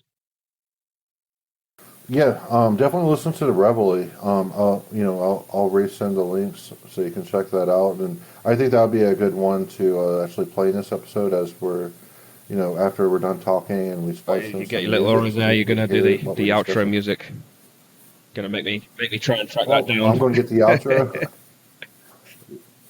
Yeah, Reveille is fucking gorgeous. It's just so ethereal and it's amazing. But yeah, what I've heard from Sviridov is way better than a lot of the other shit that was going around, like Philip Glass and all that. I have been one of my professors did introduce me to John Adams. I could appreciate some of what he does with like his post minimalism, but I feel like Sviridov is more of like the real deal when it comes to composing. Like he actually knew like chord progressions and what flows into what Well, and all that. I think the And he has this minimalists distinctive DNA in they it knew too. chord progressions. They just eschewed them for various reasons. But let's not. We don't need to get into the weeds of that. Joseph, did you get a chance to listen to this guy? I did listen to some of the links that Jason provided, and I tried looking up a few other things. It it's funny because like even what words to say because the most people would say okay we're talking about classical music, but I have enough education to know It's powerful as that's hell. It's powerful as right. hell. Right. I just meant that I know that means actually a very specific time because obviously like romantic and classical those are different eras and post romantic and then modern. So I guess European art music, I know I've heard that term before. It's not something I'm the most well versed in. I'm familiar with a few composers, Shostakovich, a decent amount probably out of all the Russian composers, the one I'm most familiar with. But the pieces that Jason gave, I've found them enjoyable, and I certainly would be interested to check out more. But I kind of feel like giving a critique or giving sort of even an opinion on it is sort of ill-fated for me because I feel like I had like a 3 to 4 hour layover in Berlin and now I have to write a travel report. It's just not enough to do anything adequate or worth anyone giving a damn about what I think because I just have not been exposed enough to say anything of merit. I would just say, I wish I had your Jason. Well, humility. being Joseph, being that it's really obscure music that 99.999% of Westerners have never heard before. Yeah. What's your like general? You said you enjoyed it. What kind of vibes did you get from it? Like, what kind of like things? Well, and that's even the thing. I don't think really stood I out. don't think I even when I was listening to it, I don't think I was in a headspace where I could give kind of like a deep listen. Like I was probably contemplating shit that's going on with my work and stuff while I was listening to it, but it wasn't. It sounded like music certainly that would intrigue me to check out more. The problem is I just know that usually, especially with that realm of music, the way it's so different than the rock and metal based approach in terms of certain albums and artists, the way a composer's works are created and then recorded, that's always something that I find difficult to kind of dig deep into. So it's just... It's cool. It's cool, Joseph. It's cool. I understand. So there were other composers that kind of, like during that period where Sviridov was, really, at his prime, who composed similar style, you could call them songs or whatnot, or suites, and or just art music in general, from like mainstream pop music. But a good one was Tviet. I think that's how you pronounce it. Tviet or Teit or something like that. Tviet. He wrote a lot. He also wrote a double piano concerto that was really beautiful. But unfortunately, he's also kind of been cut out from Western canon for different reasons, because he was a card-carrying fascist. Like he was a National Socialist in Norway, and so his music did not gain prominence. Plus, a lot of it was lost in a fire too, unfortunately. But what has survived, really moving music as well. A little too modern, I would say, where it comes into just like a flurry of notes that really don't convey much. But he did write some pieces that are really fucking beautiful. But kind of like Sviridov. Sviridov definitely had the politics behind him. He had the Soviet civilization at that point in time guiding his artwork. And all of it is really tied into that. There's a lot of Soviet DNA within all of its expressions. It all goes back to the motherland and all of that. And as such, that's why it never breached into the West. And it seems like you guys, just trying to look him up, have had issues finding stuff. So, but he's definitely an interesting one. Definitely worth pursuing. He's fucking great. I can't say enough praises just about the quality of the music that he wrote. Like, it's really captivating stuff. I can't sing praises high enough for the artistry of it all. He knew what the hell he was doing. It's very, very, very fucking creative. Jason's just a closet communist. It really depends on my mood, Shelley. Like, I'm going to be under the radar and just say I have no official political stance, because honestly, I have friends on both spectrums. I have friends who are anarcho-communists. I have friends that are out and about fascists. I have friends from all walks of life, and side. I am on nobody's side, because nobody is on my side. I just want to drink a beer and listen to good music and. Cool. Yeah. Well, speaking of good music and drinking a beer, I'm going to move on to my Iscariot. Come on. Judas Iscariot is just like. Raise the blood of sin. Blood. My bleeding hearts.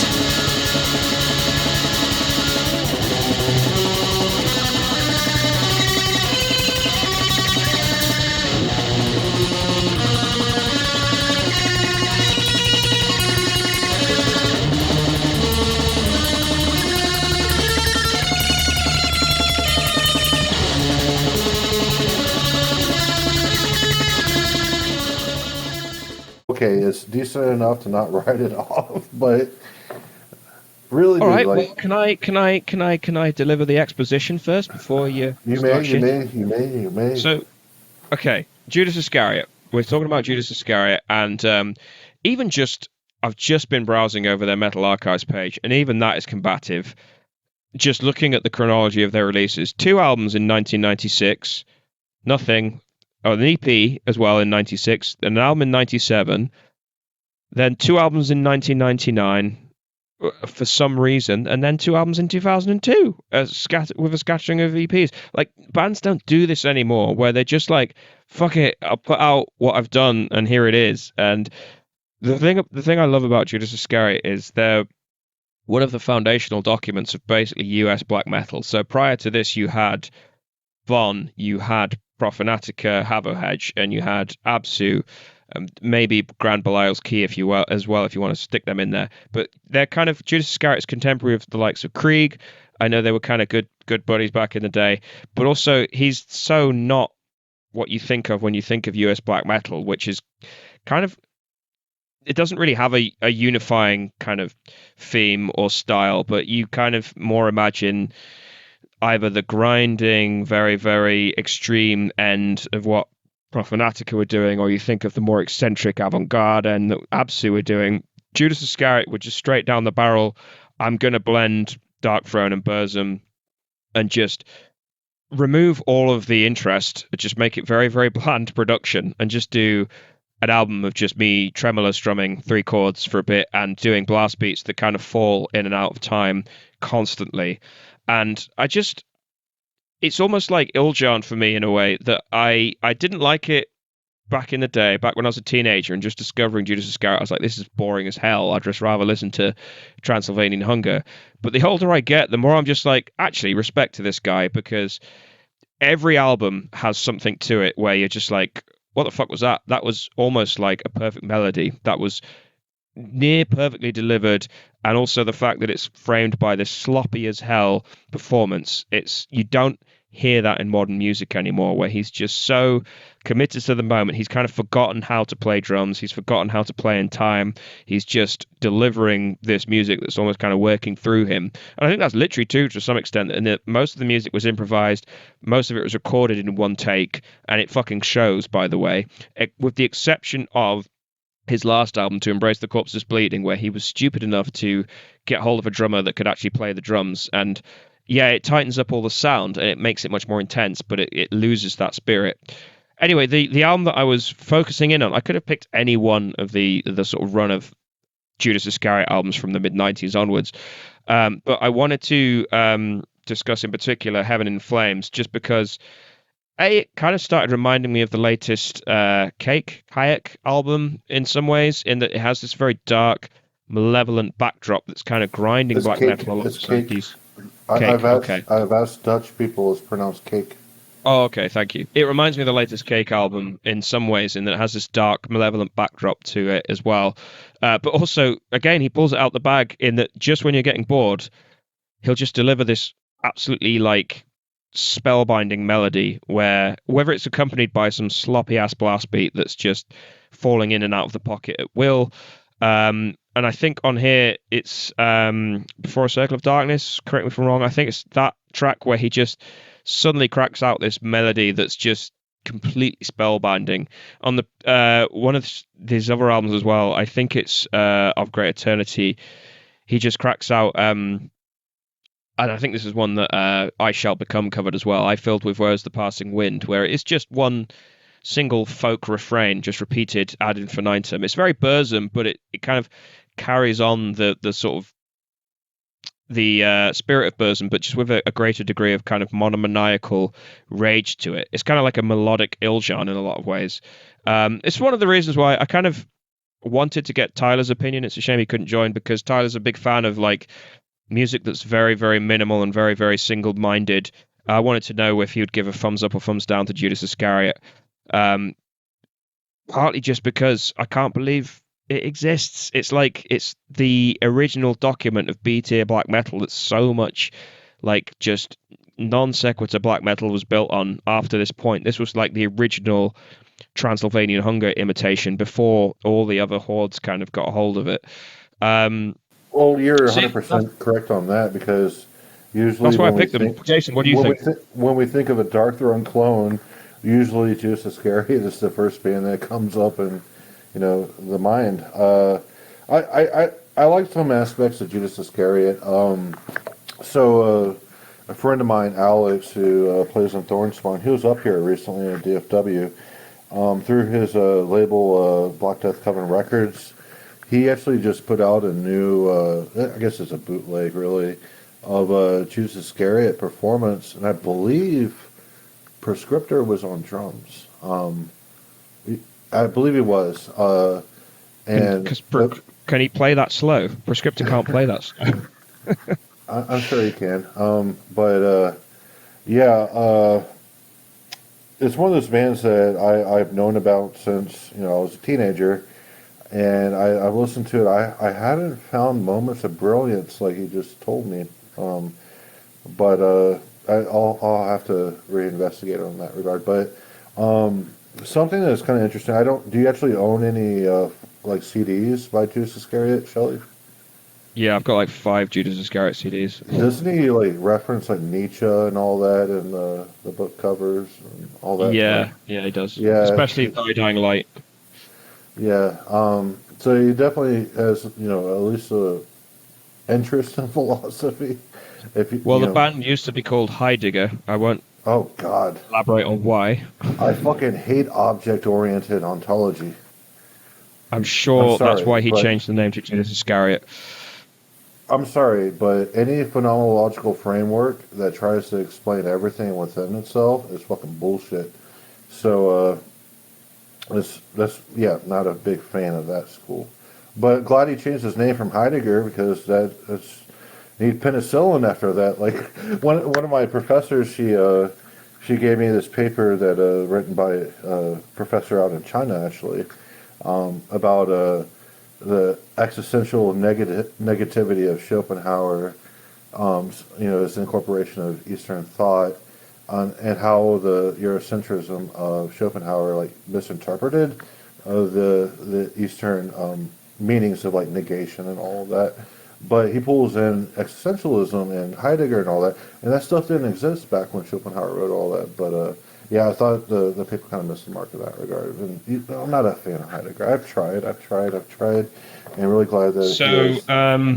Well, maybe it Judas is Iscariot, man. the existentialism, and just like let's capture the just do improv and record it and call it a day. Maybe that's just it's like here's my being, here's my ontology, all in one expression. And that's you can't really capture. Well, it's sort of, this is the thing this is what okay, so Judas Iscariot is not that pleasant to listen to, but one of the things I do love about it, again, we're coming in at this third wave, similar sort of era to Tolkien, Taka, whatever, where it's mid to late 90s, the explosion in noise already happened, everyone's kind of picking up the pieces and figuring out what to do. And I feel like Judas Iscariot does fit in with that oeuvre in a lot of ways because they're not coming up with anything like completely sort of rewriting the formula. They're not doing Mr. Fancy Pants progressive black metal. They're not doing a completely ambient sort of reimagining in the way of summoning art. They're saying, no, let's carry on in the spirit and just see where it takes us. And they end up in a far less melodic place. They're much less interesting in terms of the initial impact to listen to because it is just, oh my God, so many recycled Dark Throne riffs. But they play it in such a way that's so primal and sloppy. And he occasionally, as I said, he just occasionally pulls this really profound moment out of the bag, at least once, if not twice or 3 times on an album, where I can't see a modern band. There are very few modern bands that I see kind of replicating that. And I think it was at a time when musicians were still allowed to be, quite shit at playing their instruments, but trying to convey the ideas behind it, and just you can almost fill in the gaps of your imagination in a way. Yeah, I haven't discovered any like really profound moments in Judas Iscariot. I've always kind of written them off as just kind of one of the founders, USBM, and kind of like when we had Ledney on, when he was trash talking a lot of the USBM bands about being, imitators of Darkthrone. Well, I thought Judas Iscariot was one of his targets when he was saying that. Like, yeah, certainly, and yeah, I mean, it really caters to like how you really don't need like any element of musicianship to create black metal.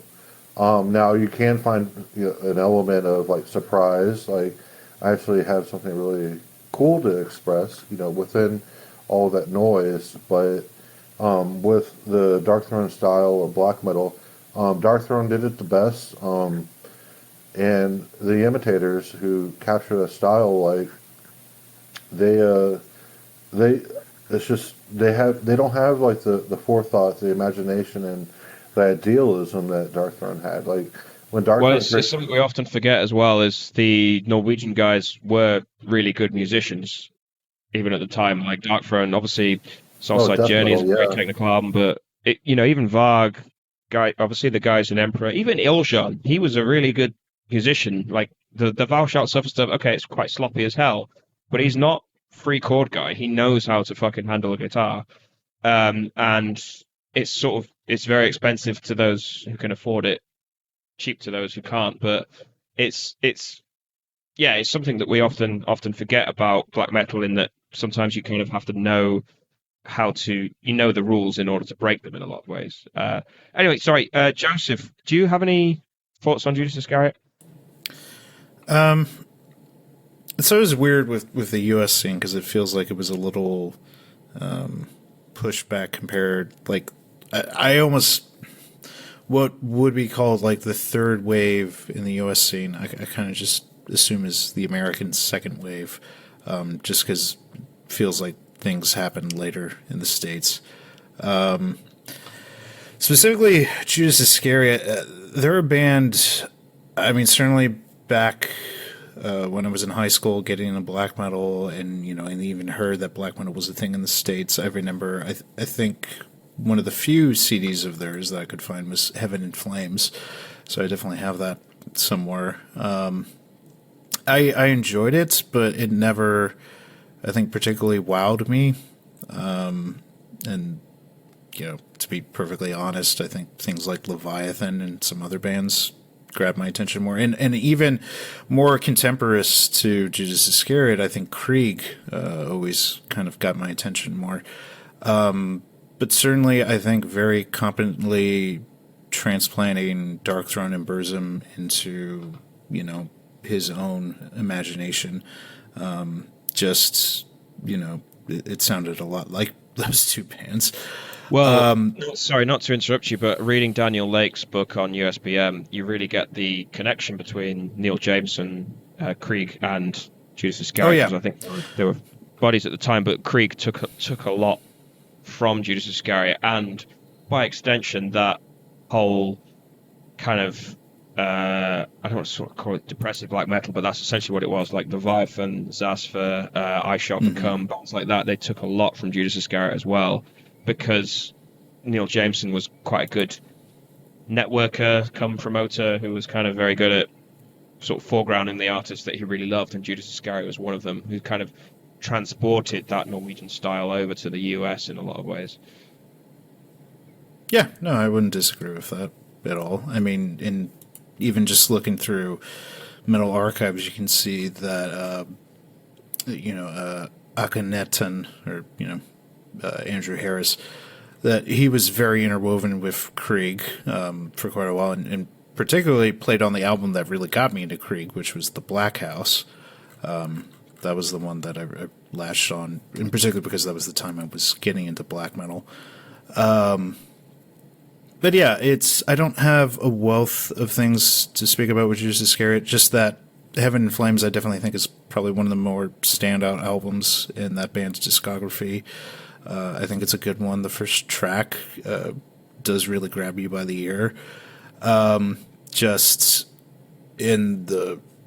It's certainly not a band that I've really centered my music listening on. So you bringing them up was a reminder that they existed. Yeah, no, fair enough. I mean, I will also confess, I wrote an article on them recently, doing a comparison with them and Krieg, for that matter, and Nagarov as well. It's just B-tier black metal. If your brain is wired wrong and you just want to hear the sound of black metal done well, and you just need something to put Judas Iscariot on. They're not gonna, as both of you intimated, they're not gonna rewire your brain or explode anything. They're just really solid examples of a form done well, and in the case of Judas Iscariot, sometimes done fucking terribly, but it's still entertaining to listen to. Which brings me on to, it doesn't bring me on, it's totally unrelated, but Joseph, your final pick is Crypt Sermon.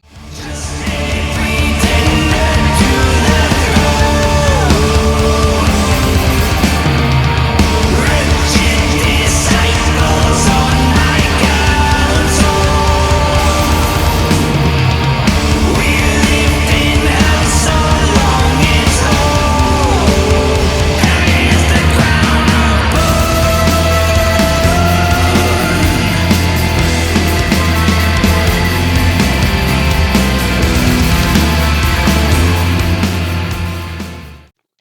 the much more contemporary melodic doom come heavy metal band with their latest album. Do you want to talk about this one? Yeah.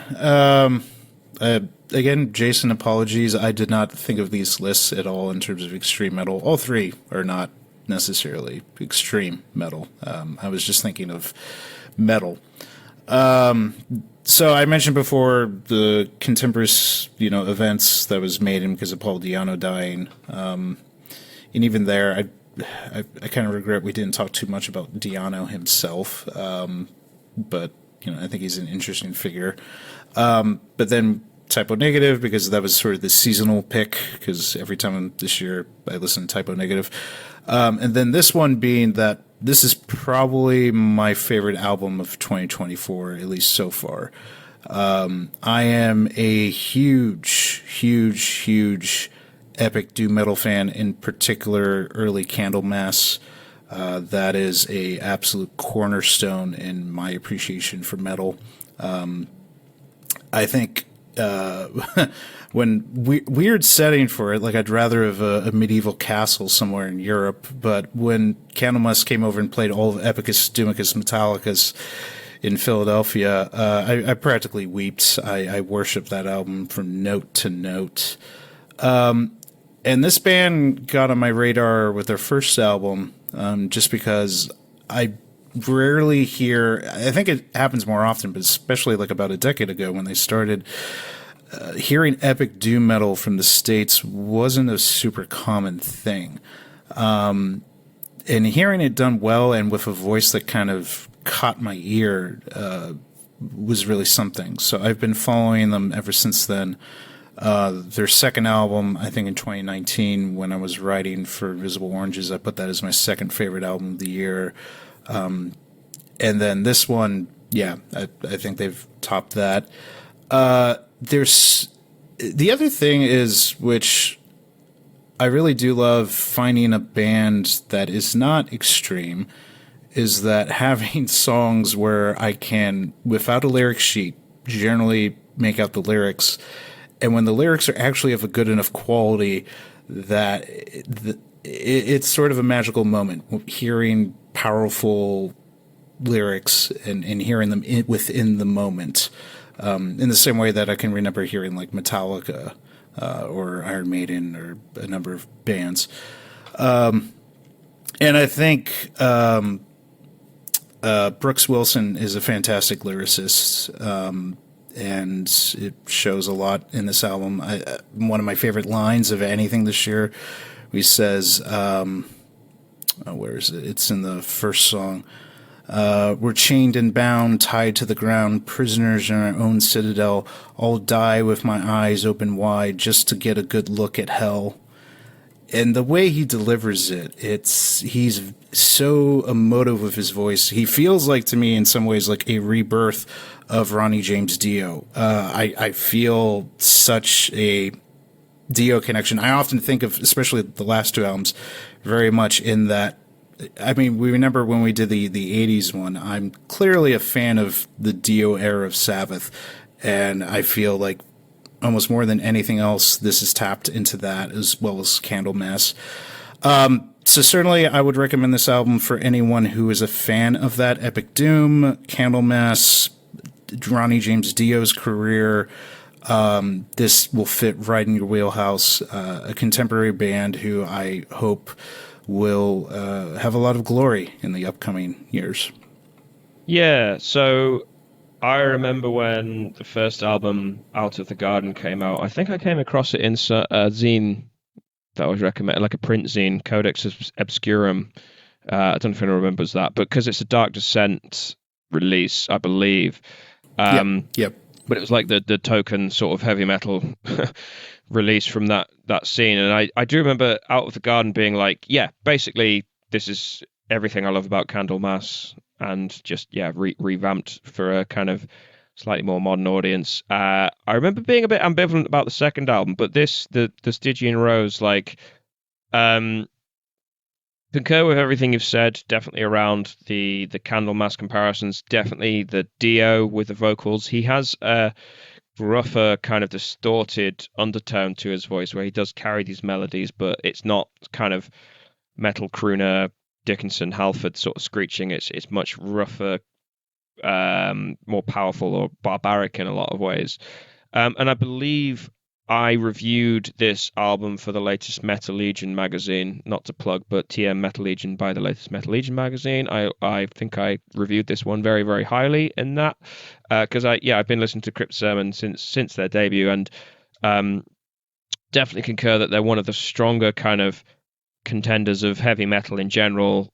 You know, you could talk about your Grand Magus, you could talk about some of a modern metal band whose name escapes me right now, but Atlantean Codex, for instance, as well. But I think Crypt Sermon are definitely up there in terms of making inroads into that, and this album kind of does solidify that.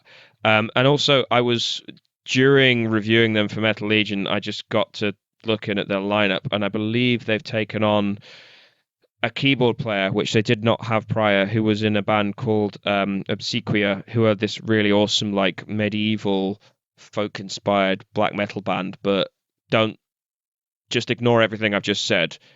Ignore everything you know about folk and medieval black metal. They're exactly the opposite of that. They're everything that you want from medieval-inspired black metal, in that they genuinely transcribe like medieval melodies into a black metal context.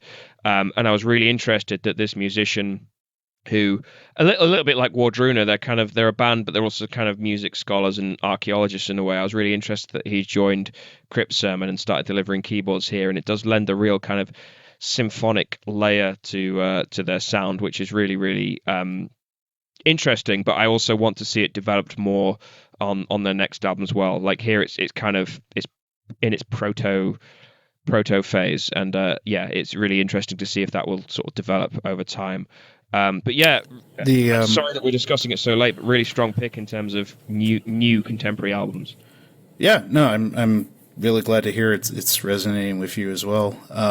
I've been very fortunate to have met a number of the guys in the band around shows and some other events, and Tanner Anderson, who's the keyboardist you mentioned, also has, so far it's only a studio project, but he has a band called Majesties, which was one of my favorites because it sounded like, I have a particular fondness for In Flames, The Jester Race, and pretty much it diminishes quite dramatically after that album for In Flames.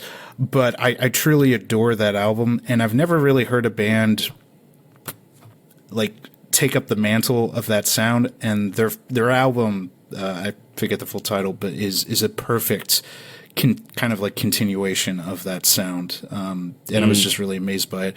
The unfortunate thing with him and Crypt Sermon, I mean, we'll see what happens, but when I did chat with him, it sounded like he wanted to, within a year or two, not be touring live so much. So at some point he might have to exit out of the band. So we'll see what happens per se with that. But the keys are a very nice added touch, and hopefully they continue to use it in artistic ways. Yeah, it kind of lends it that.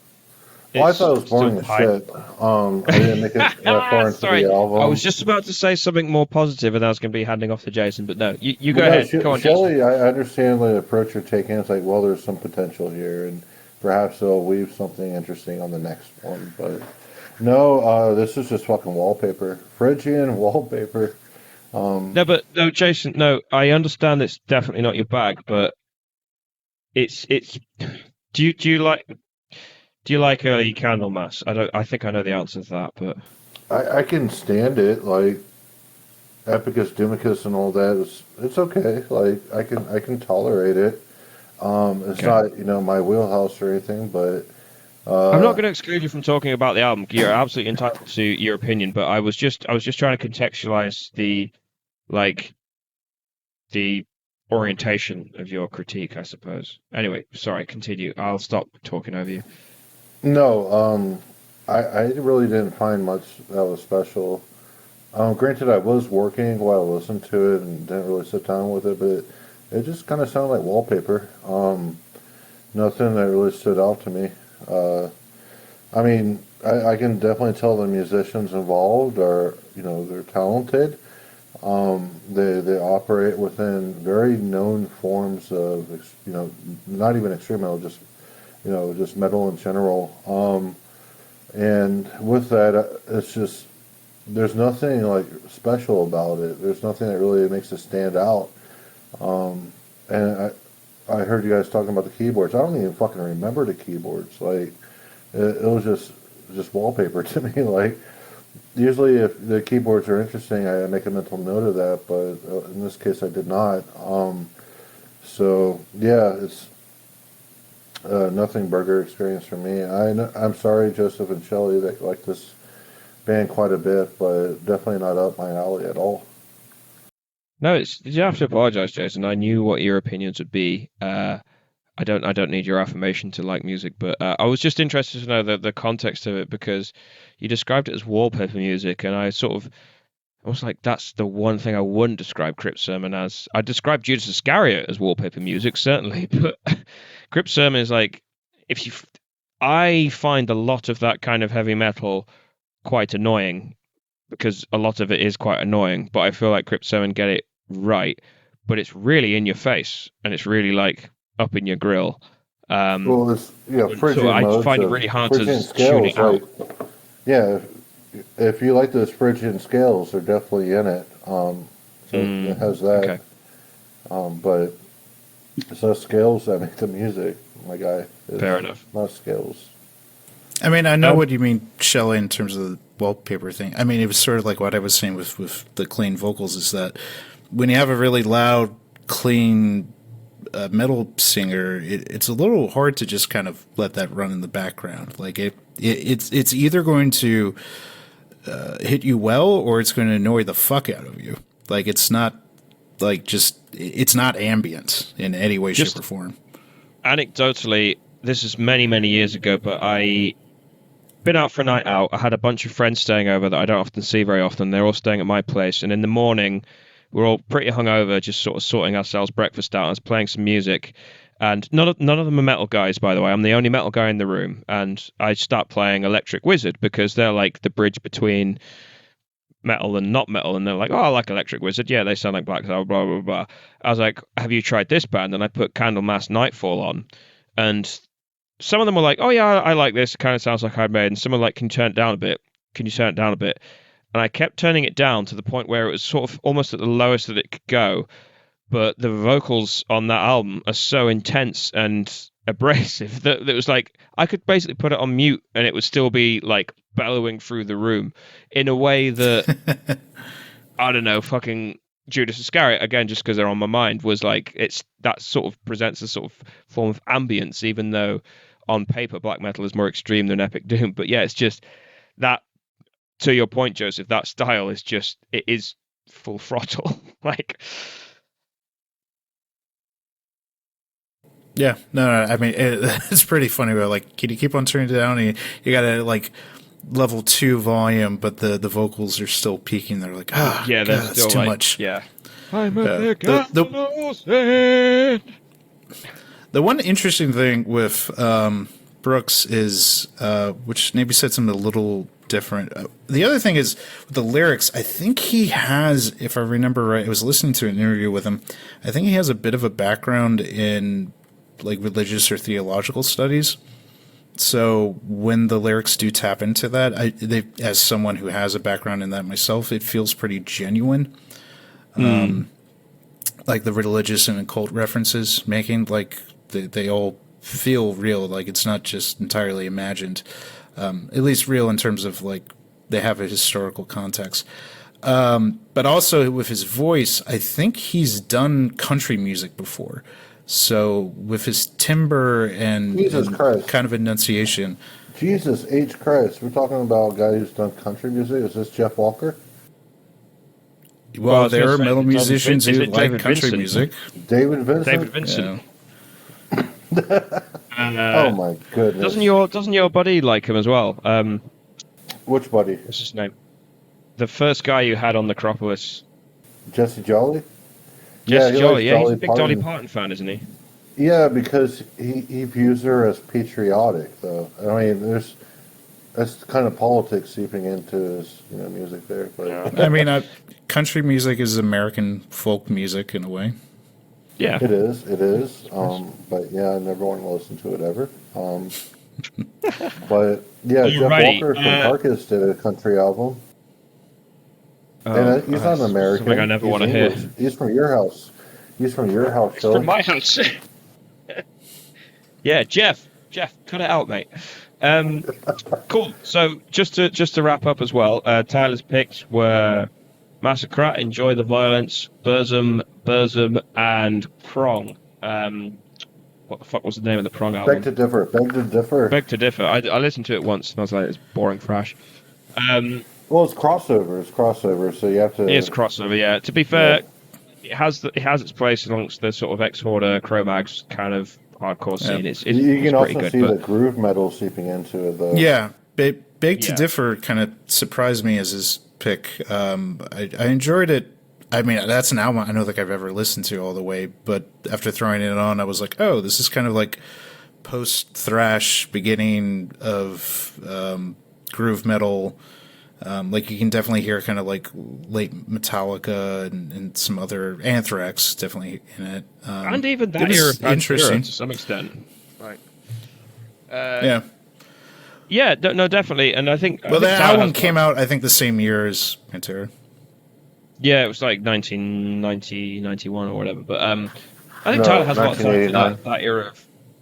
Oh, 1989. He has a lot of time for that era of like hardcore, thrash, punk, because he's a huge Cro-Mags fan as well. And I heard some Killing Joke riffs in there as well.